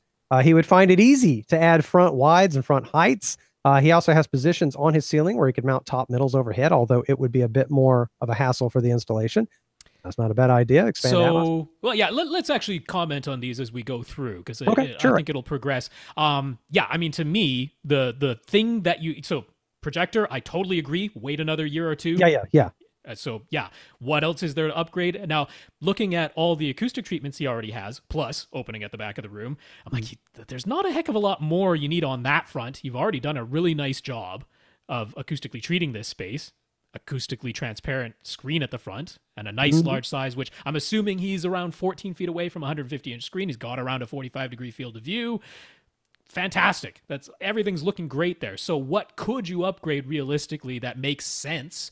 It would be going to Atmos. Now, you already have a pre-pro that can do Atmos. As far as I know, the AV7702, the original version, never got the DTS-X update. I don't think that ever happened for that model. So you would be limited to Atmos. You wouldn't have DTS-X unless he just left out the Mark II and it actually is the Mark II, because that one can do DTS-X. But regardless, with what you already have, you could do 11-speaker Atmos. Yeah. Now, if you were to do 11-speaker Atmos, I would encourage you to take on the hassle of installing the top middle speakers and then have your front heights. You said front heights is easy, so have front heights and top middles. That should be your 11-speaker setup. Yeah, I think there that's a see, that's a thing you don't have now that would be truly different. That's right. So that's going to be the biggest wow factor, biggest bang for the upgrade buck. He could replace his Sierra 2 front speakers with larger Sierra Horizon RAW speakers. He could then buy one additional Sierra 2 so that he would have 2 pairs. Is that enough of a change? So, I mean, honestly, I really like this idea. I do really like this idea because he already has 4 HTM200 SEs, which are a different series of speaker. But if you use those 4 HTM200 SEs as your overhead speakers, and then you had 4 Sierra 2s as your surround and surround backs, and then you had the larger Sierra Horizon RAL speakers as your front, left, center, right, I'm actually a little bit surprised that the Sierra 2s are totally satisfying him. Oh, okay. With this because of the space? Just because of the distance, yeah. Now, for his front row, that probably makes sense. They should be able to hit very close to full reference volume, especially since he has that nice beefy Emotiva amp driving them. For his front row, they probably can hit, if not full up to it, very close to full reference volume. So that's maybe not a shock. But for his rear row and for the bar stools behind it, they're most likely not getting full reference volume if he ever sits there. Right. Whereas the Sierra Horizons could do that with their larger size. Also, the Horizon sound... Should I even say they sound a teensy bit better? Honestly, blindfold me and sit me 12 feet or closer. I probably can't tell the Horizons apart from the Sierra 2s. But that's not an unreasonable thing to do. All right. It's given his distances. I don't want to say this is something everybody should do. I'm saying he's got the room length where it might make sense. And then he could repurpose the speakers he already has in very effective ways. Okay, we'll try to keep all this in mind and see what we can fit in his budget. Yeah. He could upgrade his HTM200 SE surrounds and surround backs to Sierra Lunas. So if you did the previous one, no need to do that. Right. Right, because you're going to repurpose the 200 SEs as your overhead speakers, which you don't need to go to the Sierra Lunas for that. The 200s will work great overhead. Then you'd have 4 Sierra 2s as your surround and surround backs. Yeah. So if you're going to do a speaker change, we're going to go with that previous option of getting the RALs. Just a strange looking RAL. RAL. What would we say would be his best speaker configuration and placement? I think we've covered dealt that. with that. Yep. Right. So you said front heights, top middles? Front heights, top middles. That's right. Okay. If he's going to expand beyond 7 speakers, he'll need an additional amplifier if he continues using his AV7702. Should he get another Emotiva amp, or should he maybe replace his AV7702 with a different preamp or with an AV receiver? If so, which model? Now, I bet you got some opinions here. I think you should. Yeah. I think you should. And the one I think you should get right now is the Denon AVR X4400H. Now, why? Because if you've been listening to this podcast for a while, we've been saying the 4300H. Why am I suddenly changing to the 4400H? Well, because at Accessories for Less, the 4300H and the 4400H are now the exact same price. So why not get the newer one? Because the newer one, you'll probably never use it, but it has Oro 3D already built in, no additional charge. Okay. The 4300, you could get Oro 3D, but it was an additional $200 charge on top of what you pay originally. Plus the 4400H, it'll be getting the eARC update. Who knows if you'll ever use it, but hey, can't hurt to have it. Yeah. So yeah, since they're the same price, why not get the newer model? That's now, $900 on sale right now. $900, Accessories for Less. So that one has 9 amplifiers built in. I'm going to suggest you use 4 out of there. Okay. So continue using your 7-channel Emotiva and power your overhead speakers with the 4400H. It will have no difficulty doing that. Not in the least. So no need to buy another additional Emotiva amp. Get the 4400. It's affordable. It's great. And you'll be completely future-proof. So if you do decide to upgrade your projector to 4K, it's ready to go. There you go. No, that's not a bad idea then. Okay, so continuing to add up, I think we're still in his budget, even for like 3 changes. You could actually get the new speakers and this, and you'll be okay. Yeah. Okay, sounding good. Should he add more subwoofers? He has the available. Always add more subwoofers. That's not a question on this podcast. That's an instant yes. He has the available space in his remaining 2 corners. If he does expand to 4 subs, how should he connect all 4 of them to his pre-pro? He knows the opening at the back means pressurizing the whole space is out of the question. Sure. He thinks his current bass is fine. Would he like more? Sure. I mean, we all do. We all want to live forever, you know? Sure. But realistically, he's not looking for more output. So would adding 2 more subs enhance anything in his case? You know what? Only if you pushed him right up against the seat so you can feel it. I'm gonna put a pin in this one because his last question will bring us back to this. So I'm gonna put a pin in that one just for now. Fair enough. Should he add even more room treatments, maybe more bass trapping? I honestly, most people I would be saying yes, but you've done a fantastic job. Sounds like he did it right. Yeah. And you have the opening at the back, which is a gigantic bass trap. Yeah. So yeah, there's. I don't think that's escape. I don't think that's where you need to spend your money. No. Right. Okay. So here's one more question from him. Any ideas besides these that we think he should do instead? Any suggestions we have would be welcome.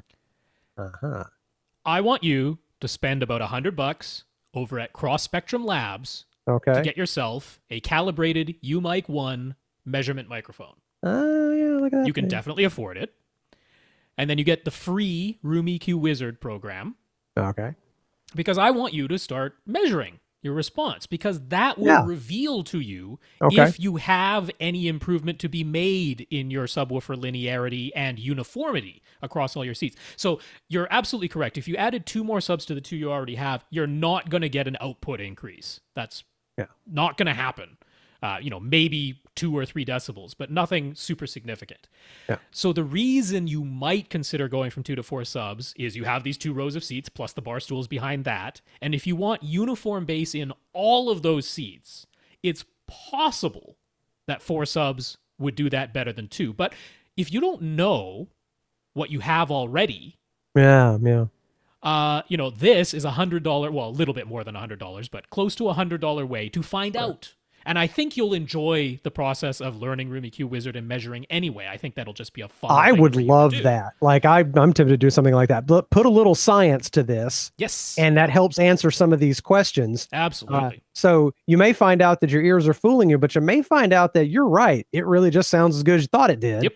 And so it sounds like... Which it very well might. There very well might be no reason at all to go from 2 to 4 subs. So it sounds like in his budget, he could get that receiver, expand to Atmos, do the raw speakers, and then buy that calibrated mic. Yep. and he will have a discernibly different experience. That's an upgrade. That is that is no bones about it upgrade. So that's what he wanted. That's what you got. And he's under budget still, right? Yeah.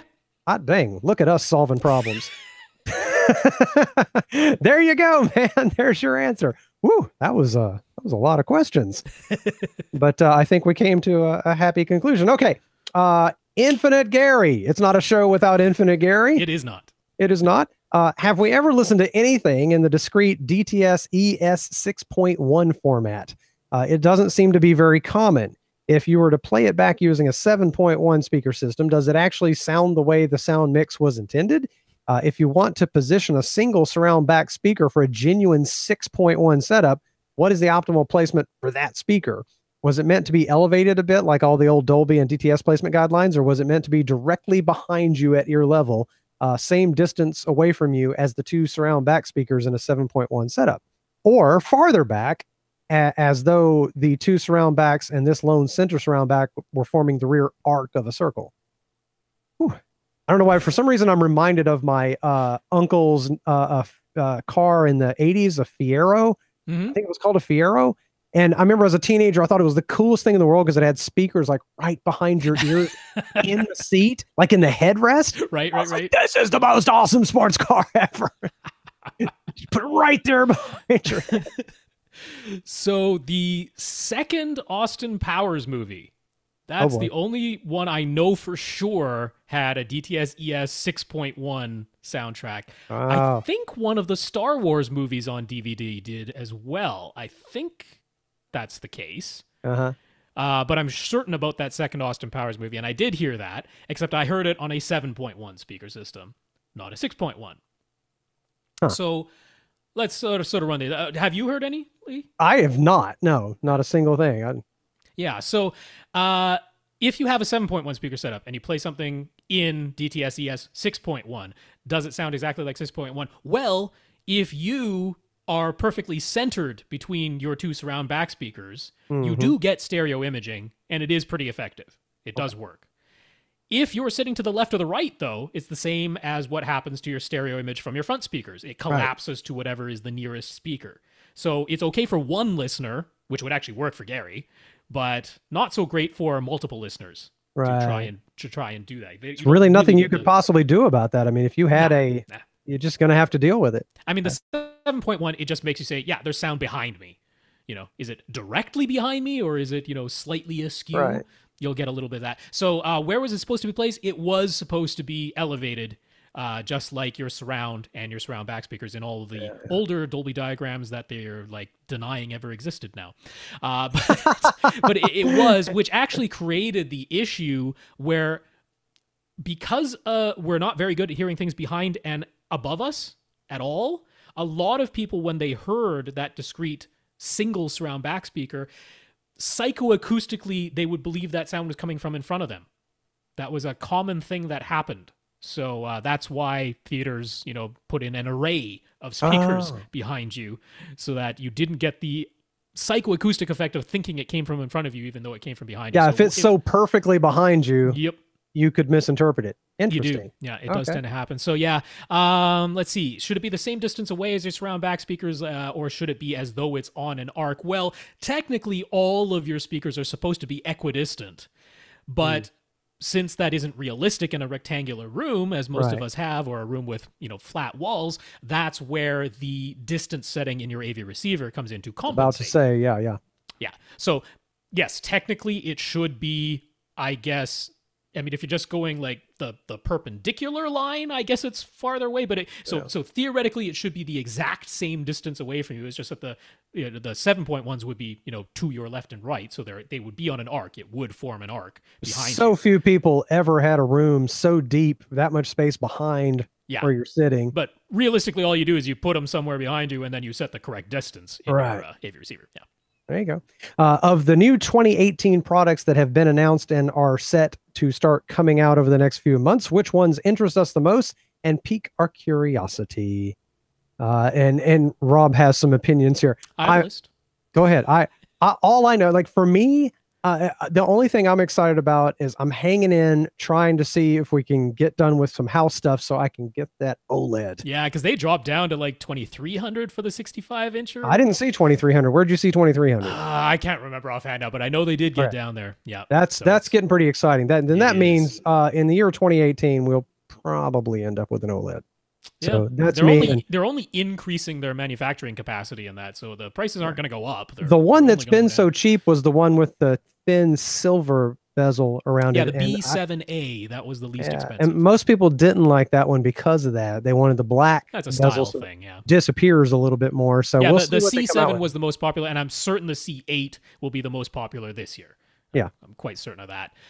I'm super excited about the Denon X8500H and the sister pre-pro model from Marantz, the AV8805. I'm super excited about 13-channel Atmos and getting my front wides back. So as soon as that starts showing up refurbished, I might be several $1,000s lighter in the wallet.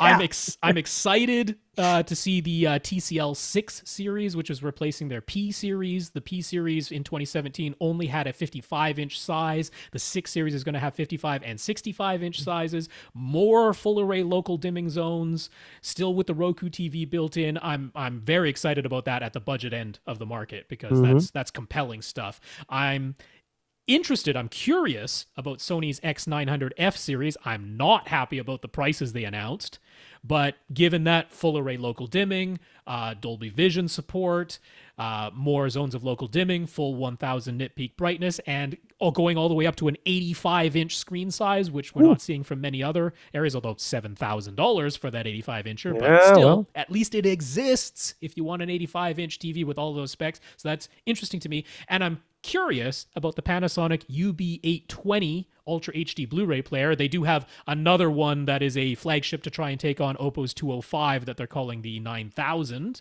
But these ones are the only Ultra HD Blu-ray players announced so far that support HDR10, HDR10 Plus, and Dolby Vision.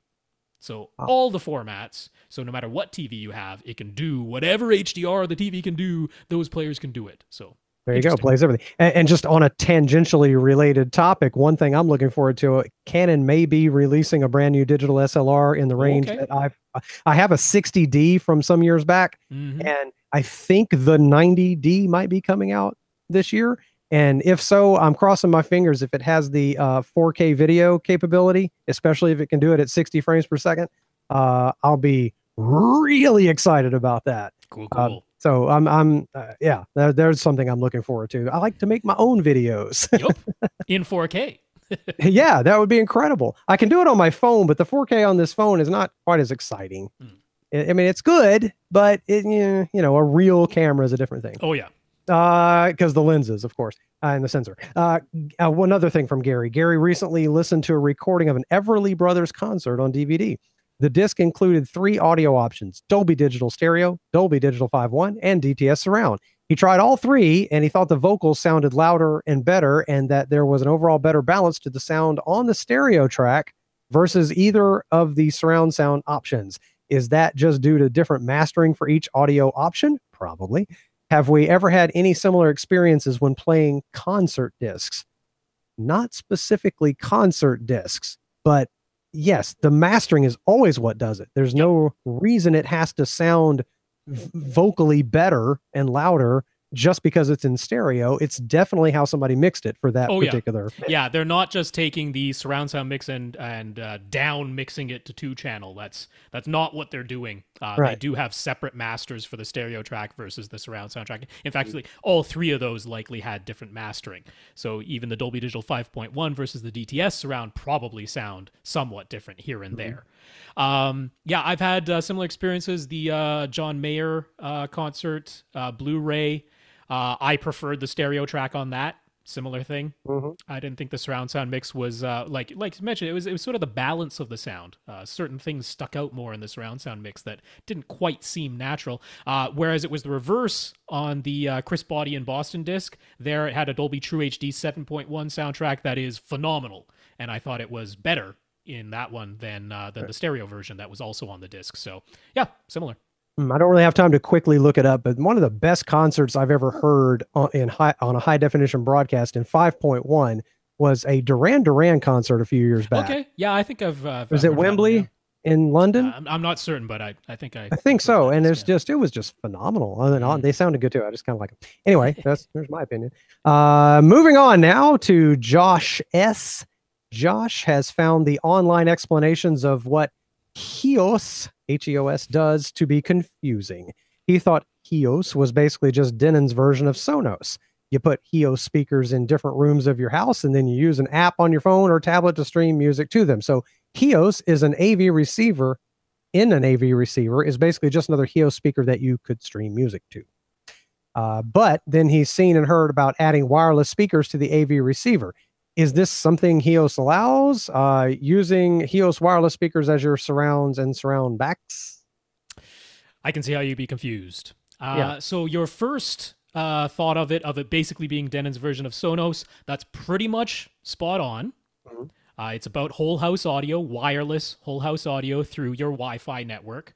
That's what it's about. Now, the one little wrinkle is that your Denon AV receiver or your Marantz AV receiver with HEOS can be both a target, like it's a playback device on the HEOS system, exactly like you described. You choose a source on your smartphone or tablet and play it to your HEOS AV receiver, but the AV receiver can also be a source itself. In other words, an external device that is connected to the AV receiver or one of the streaming services that's built into the AV receiver. Right. That can be the source of content for other HEOS devices on your network.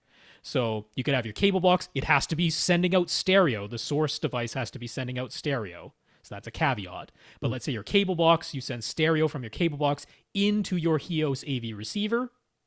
And then that audio could be played in other rooms of your house through other wireless HEOS speakers. So it's a little bit more than what Sonos is doing most of the time. You can have your like Sonos Connect device, which would be a similar thing. You plug an external source into your Sonos Connect, and now that becomes a source for all your other Sonos speakers. So that is correct.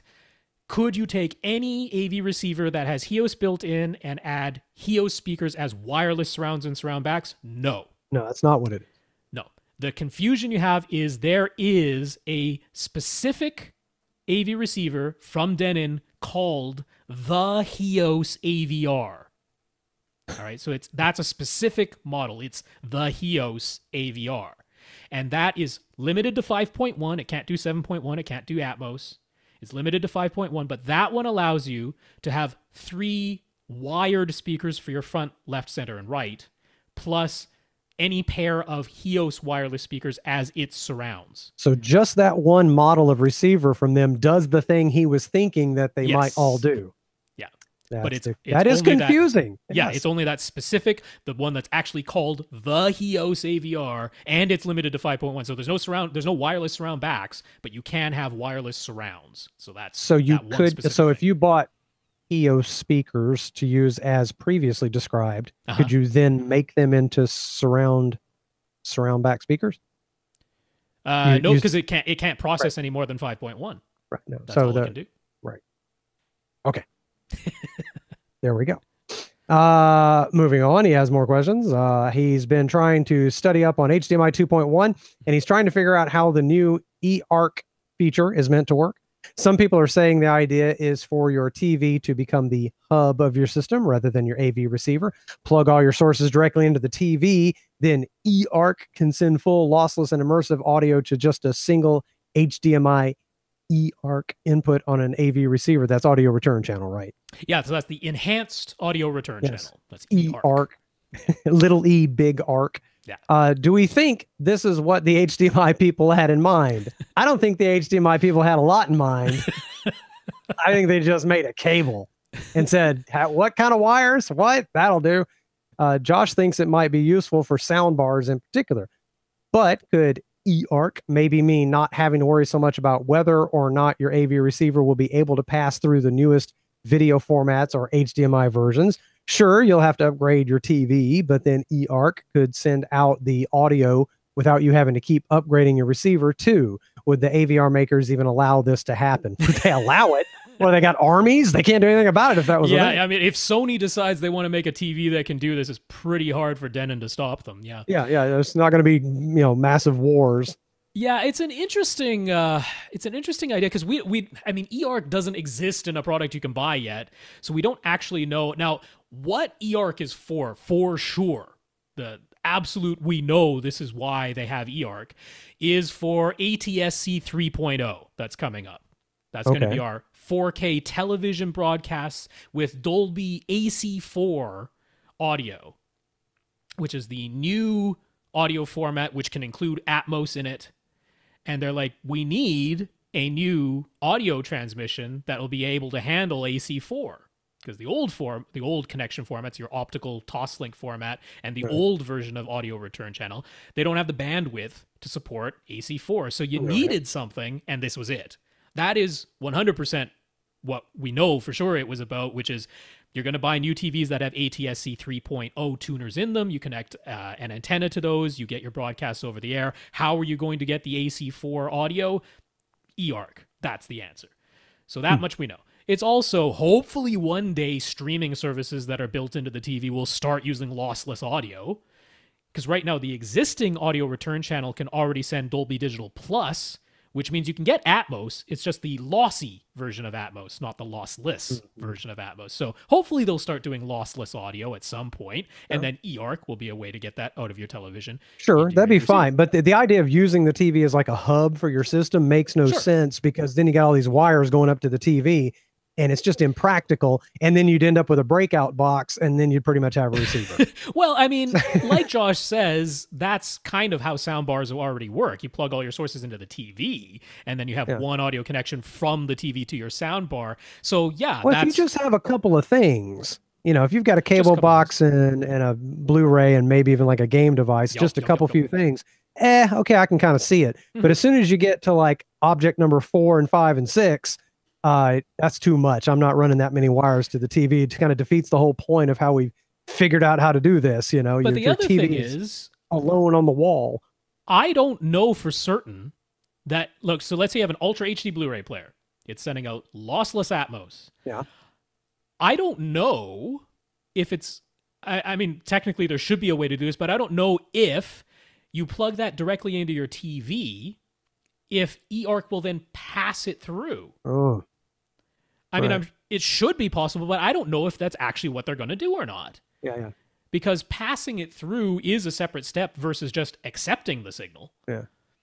So I don't know. I don't know, but maybe. I guarantee you this eARC is just, it only got created hastily because of the new ATSC standard, and they want to make sure that televisions can still be standalone televisions that receive signals out of the air, and then you get audio out of your TV. They just want to make sure that's still a thing that can happen. But it's an interesting point, because I mean, we have had all this stuff. You know, you bought an AV receiver, it doesn't pass Dolby Vision and never will. Bought an AV receiver, doesn't have HDCP 2.2 and never will. Right. That's all video stuff. It could still have, you had AV receivers that could do Atmos, they just couldn't do Dolby Vision, right? Right. That's a thing that exists. So could you have a television where, okay, the TV does Dolby Vision, the TV has eARC, therefore you could plug your source into the television and it will just send only the audio out back to your AV receiver that does understand the audio, just not the video part, and you don't have to upgrade your AV receiver. That's a maybe. If the pass-through works, which I don't know, it's not guaranteed that it will, but if it does, yeah, maybe so.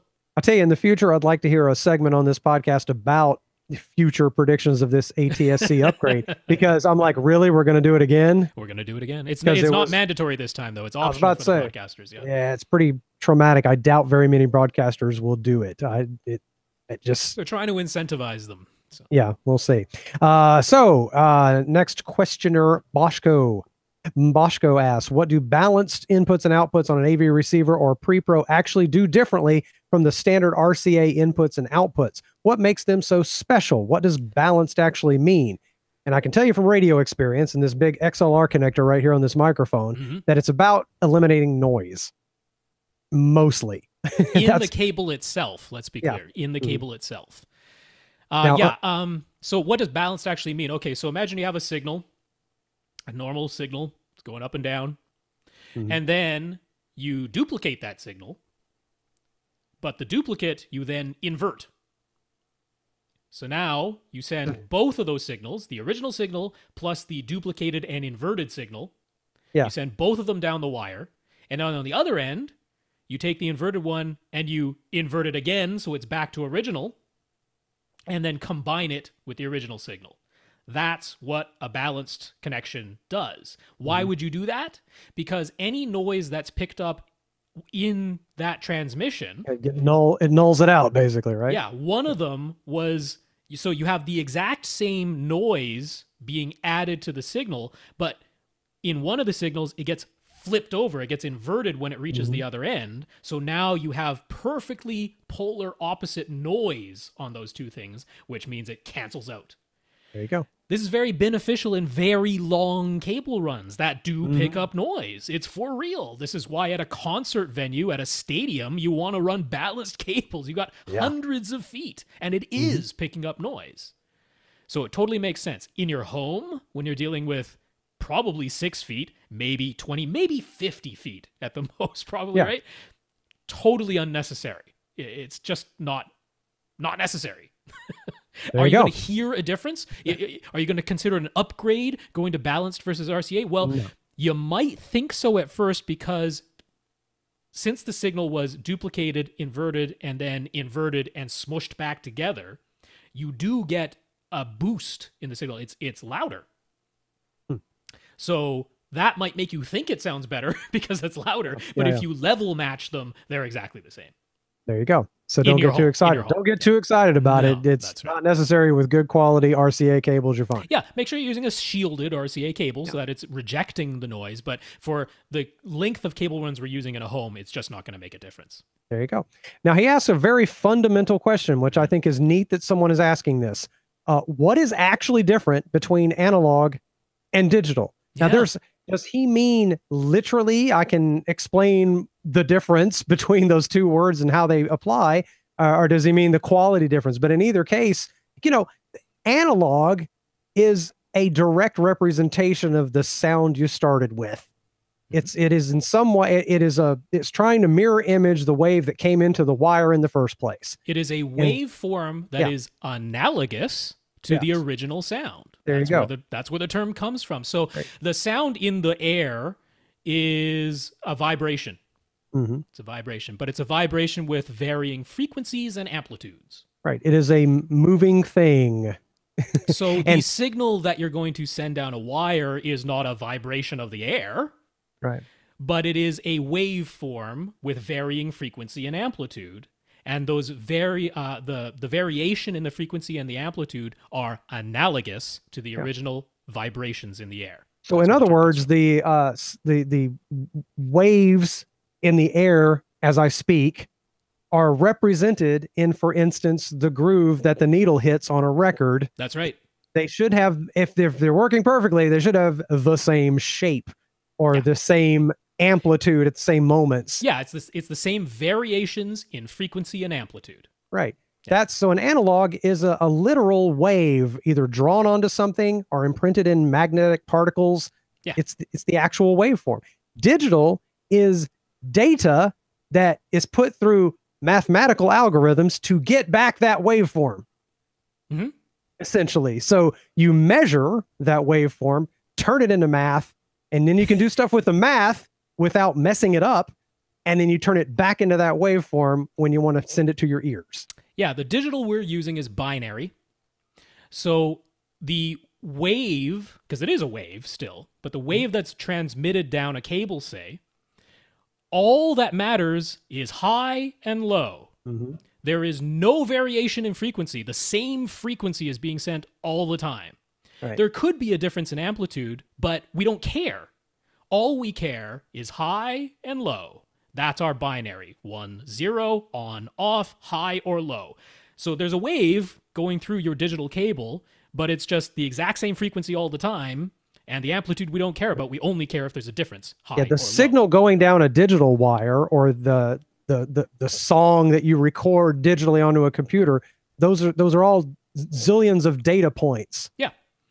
That get turned back into what you need to hear later. You call a high a 1, you call a low a 0, and that's your binary. 0, 1, 0, 1, and you get a code. You get a code of zeros and ones. That's what you get. And why is this beneficial? Well, because the amplitude does change due to interferences, due to losses in the cable. Whatever it is, the amplitude can change, but it doesn't matter. It doesn't matter how much the amplitude changes. It doesn't affect the input versus the output. The input of ones and zeros is exactly the same as the output of ones and zeros, even if the waveform gets corrupted in the middle. That's right. That's a very beneficial thing. In analog, what happens if you corrupt the amplitude? You've corrupted the signal. What came out is different than what went in. Digital could be corrupted in the middle, but, I shouldn't say corrupted, but altered. Could be altered. As long as it isn't altered so much that it's unrecognizable as a high or a low, right, you get the exact same thing in and out. So digital, we're sampling. We're looking at an analog waveform. Yeah, you're measuring it. And we say, okay, we pick a frequency. And in CD audio, it's 44.1 kilohertz, 44.1 thousand times a second. Right. It could be more. It could be 96,000 times a second. But whatever it is, we look at the signal that many times a second, and we then use a code, a 16-bit, a 16 sequence of 16 ones and zeros, or 24 ones and zeros, whatever it is. That's a code to describe the amplitude of the original wave at that point. We send that down a digital wire. It gets reconstructed at the other end exactly the same as what was put into it at the beginning. That's the difference between digital and analog. So why quality difference could one sound? Well, analog could quite easily sound different at the output than at the input. It's pretty easy for that to happen. I've had it happen, yes. Whereas digital, it's kind of all or nothing. Yeah, you either get the signal perfectly or you don't get the signal. It's either perfect or it's not. That's the beauty of There's it. no gray area. It works or doesn't. Completely wrong or perfect.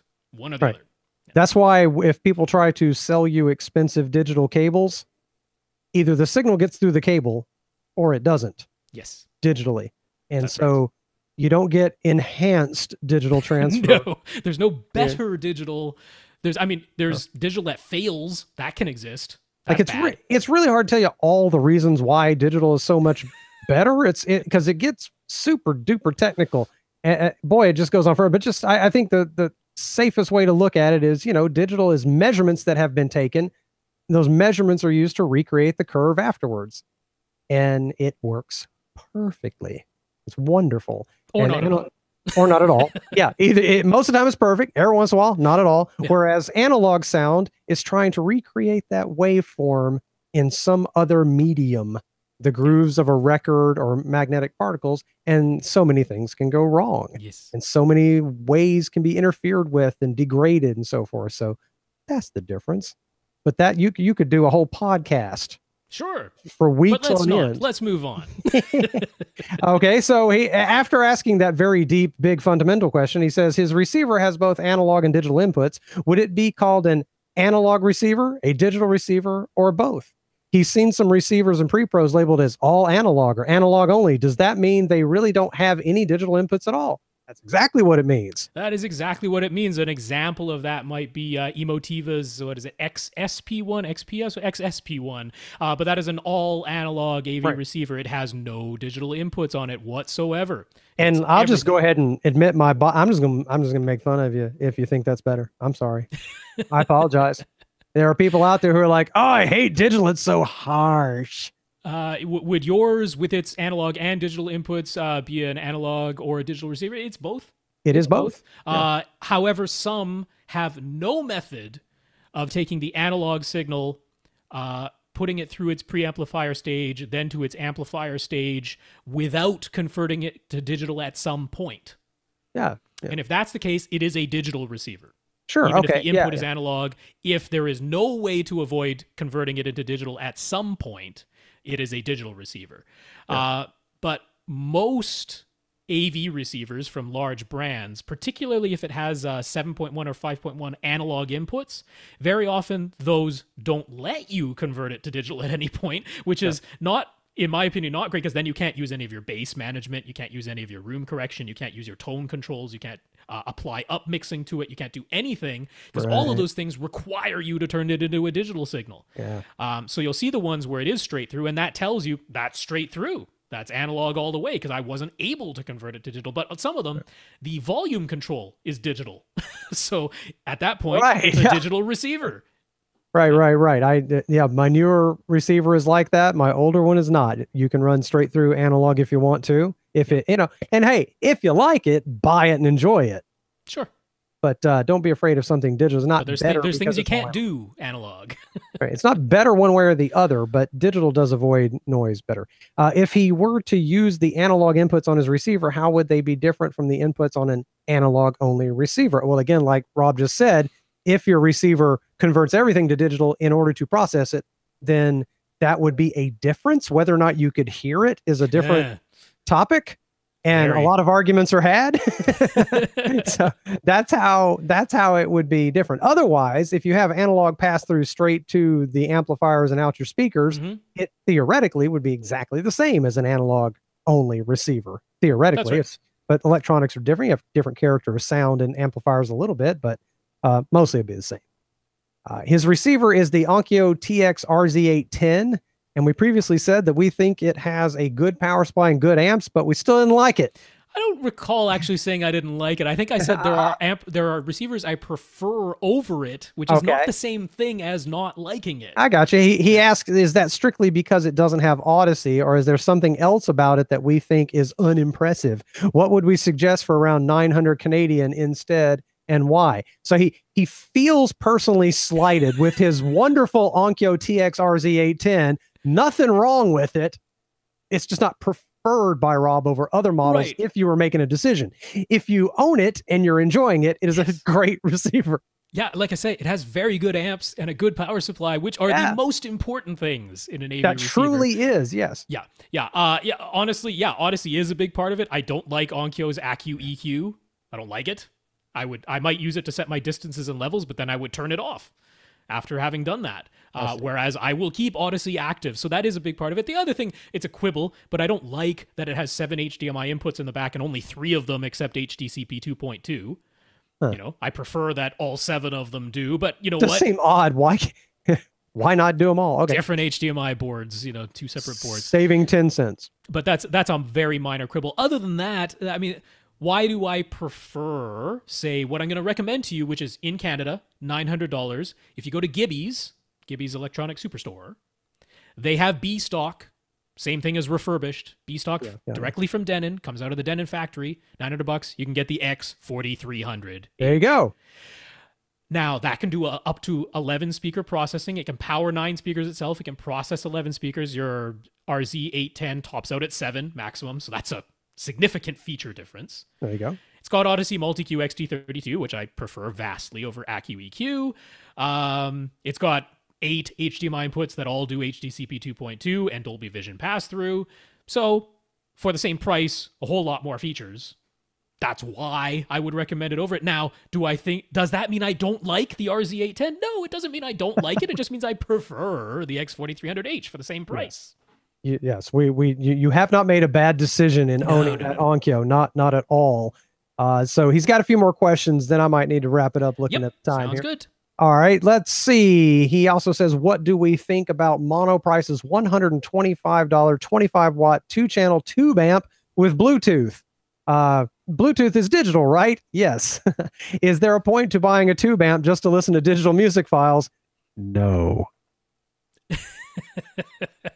So did everybody hear that? Did everybody hear my opinion on that? we should be very clear here. The amplifiers built into that particular unit are actually Class AB.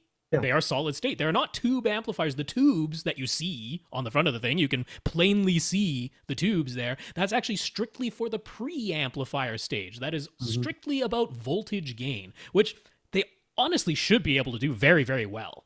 There's no reason why tubes shouldn't be able to do that exceedingly well. But is there a point to buying a tube amp just to listen to digital music files? It looks prettier. It's really cool looking, I'll give you that. But you could put some cool LEDs on some other receiver and design whatever you wanted to. No, and over time, those tubes will degrade and alter the sound in a purely distortion manner, where a solid state won't. So there is one day going to be a downside to having a tube preamplifier. At the beginning of it, there is really nothing beneficial about it other than aesthetics. Yeah. For the Monoprice has some marketing stuff in there saying, oh, this will add back the warmth that digital takes away. You could do that with a tone control. It's really not hard. You throw in some second order harmonics. There you go. There's your tube sound. Man, I've come to hate the word warmth. It's a catch-all. It's a I very hate silly it. thing. It's just that people going, harsh and warm and smooth. But if you think it looks cool, go ahead. Because as a preamplifier, those tubes should work fantastically well. And it'll be years before they start to degrade. So. Again, nothing wrong with it. Not at all. Just there's not a benefit to it having tubes other than it's just neato. Yeah, so there you go. He has an external USB hard drive, and he'd like to use it to store movie files. But what is the best audio format that can be sent via USB? Is there a limitation, or is full Atmos and DTS-X possible? I think that might be a misunderstanding of how that signal is coming through. If you have, for instance, a USB 3.0, you have a data rate that is fast enough to send anything. So it's not like with an HDMI cable where there is a spec where you can't send this or that. Yeah. USB is just data transfer. And if your drive and your connection is fast enough, which I think it even is on a USB 2.0 connection, right? Yeah, I've used USB 2.0. I mean, well, certainly for the audio side of it. And once you start getting into 60 frames per second 4K video, maybe USB 2.0 would start to struggle. I don't know. I think it'd still have it just fine. So generally, you can transfer anything over USB because it's just the whole file is transferred across, and there's plenty of data rate bandwidth there. Not a problem. The video and audio are thrown into a container. Yeah. So really all that matters is what container is then stored on that hard drive, and do you have the software to play it back? That's kind of the question. Now, could be Plex, could be Kodi, could be JRiver, could be VLC.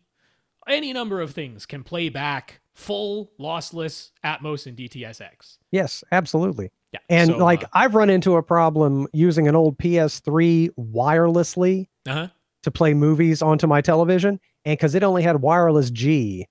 Okay. And that is not enough data rate to play full 1080p with full lossless audio. Depending on the compression. So that's a problem. But no, just a USB cable, man, you play anything off that hard drive. Yeah, I mean, if it's movie backups, they're probably going to be MKVs. MKV is the container. MKV can completely store 1080p or 4K video with full lossless Atmos and DTS-X. You can easily make that off of a physical disk with the program Make MKV. So you'll end up with a MKV file that can do that as long as you have the software on whatever that USB hard drive is attached to. Maybe it's an NVIDIA Shield. Could easily do this. Yeah, that's right. All right, so he's got one more question. Reaching time here. Yep. The SVS PB12 NSD subwoofer that was on sale over the holidays. What's the difference between that model and the regular 12-inch ported model that's part of their usual lineup, the PB2000? Is it really $500 versus $800 for just a little bit lower watts and like 1 hertz less extension? I mean, essentially, yes. The PB2000 is the direct replacement for the PB12 NSD. Okay. So every so often, pretty much all manufacturers refresh their lineups at some point. So you used to have the PB12 NSD, you had the PB12 Plus, and you had the PB13 Ultra. And now we have the PB2000, we still have the PB12 Plus, and then we have the PB4000, which has now replaced the PB13 Ultra. Sure. So with the PB2000 and the PB4000 replacing the previous models, they made some upgrades, a little bit, new driver, new amp, maybe a different cabinet design. But, the idea was they're still aiming for a certain price point. They're just using a little bit more modern design and components. So maybe they eked out a little bit more performance at the exact same price point. That's what they're aiming to do. But they're much more similar than they are different. Why is the PB12 NSD available for $500? Well, because they're selling them out. Because they're moving on. They're getting rid of all remaining stock that they had because now they're manufacturing the PB2000. They're not manufacturing the PB12 NSD anymore. So you get the benefit of a clearance discount. Yeah. Hooray! That's a very good deal. So the answer is, that's all it is. Well, yeah, if you were looking at a PB2000 and you can still get a PB12 NSD for $500, jump on that because they're not going to be around for much longer. Yeah, I'd rather have a couple of those for $500 each than to just be able to afford one at $800. That's it. It's always sometimes deals are actually just good deals. That's right. It's just take advantage of it. For sure. So we have Mark and Chris still left on our topic list here. Mark's question is quite involved and long, so Tom and I will dig into that next week. It'll be good. The Mark H podcast next week. That's right. Tyson, we've received your question, and we'll get to it next week. His came in like late Sunday night, so right. Shouldn't be too much of a shock. Lee, thank you so much for filling in. It wasn't ridiculously short notice this time. No, this time I had about 24 hours, but I had some things that had to happen in there. And also last night, I spent about 2 hours fighting with my computer. I put a new sound card in it, trying to avoid, you know, the noise that I have described to you before that I get on analog inputs on my computer. The new sound card did exactly the same thing. So the noise is coming from my video card. So I've got a lot more experimental process to do. Swap out video cards. I'm going to find this damn noise, and I'm going to refresh everything in this stupid office studio that's making noises. I've got a compressor over here that itself makes noise, not in the audio signal, but in the air, like the power supply buzzes. And if I press on it, I have a heavy hard drive sitting on it right now, and it's making it quieter. I just have nutty. So anyway, so I'm not like super prepared for today, but it's been fun. I always love to be a part of this. You know I do, and I try to jump on it when I can. I think you guys asked me, was it last week or something, or the week before, when it was like, didn't Tom call me with like 30 minutes of warning or something? You did. He's like, hey, can you do the podcast now? Like, what, now? Like, run in there and turn on the mic? Nah, not really. But I always try to do this when I can. I don't mind. It's so much fun. Well, we appreciate having you here. My best to Tom. Hopefully he's feeling good. I was sick about a week ago or so too. Hopefully everybody in his house is feeling better. We probably wouldn't be able to answer your specific computer related questions, but we do try to answer the questions that are sent to us. And you can do so at question@avrant.com. That's the email address to send your questions to. If you need our contact information, it's at the beginning of the podcast. That's just kind of the way we're doing it now. We do want to thank our listeners of the week, though. So that's this week. I don't have the list of PayPal donors. There might have been some, but Tom is the only person who sees that. So can't say those names, but if you donated this previous week, we will certainly mention you next week when Tom is very hopefully back. But Patreon, we've got our 53 patrons at patreon.com/AVRant podcast. Huge thanks to all our Patreon supporters. And Alex P., congrats on that shopping spree, dude. And thanks for mentioning us to Accessories for Less, SVS, Silver Ticket, and Acoustimac. That's awesome. Really appreciate that. So on behalf of Tom Andry, I am Rob H. And I'm Lee Overstreet. Now go out and listen to something.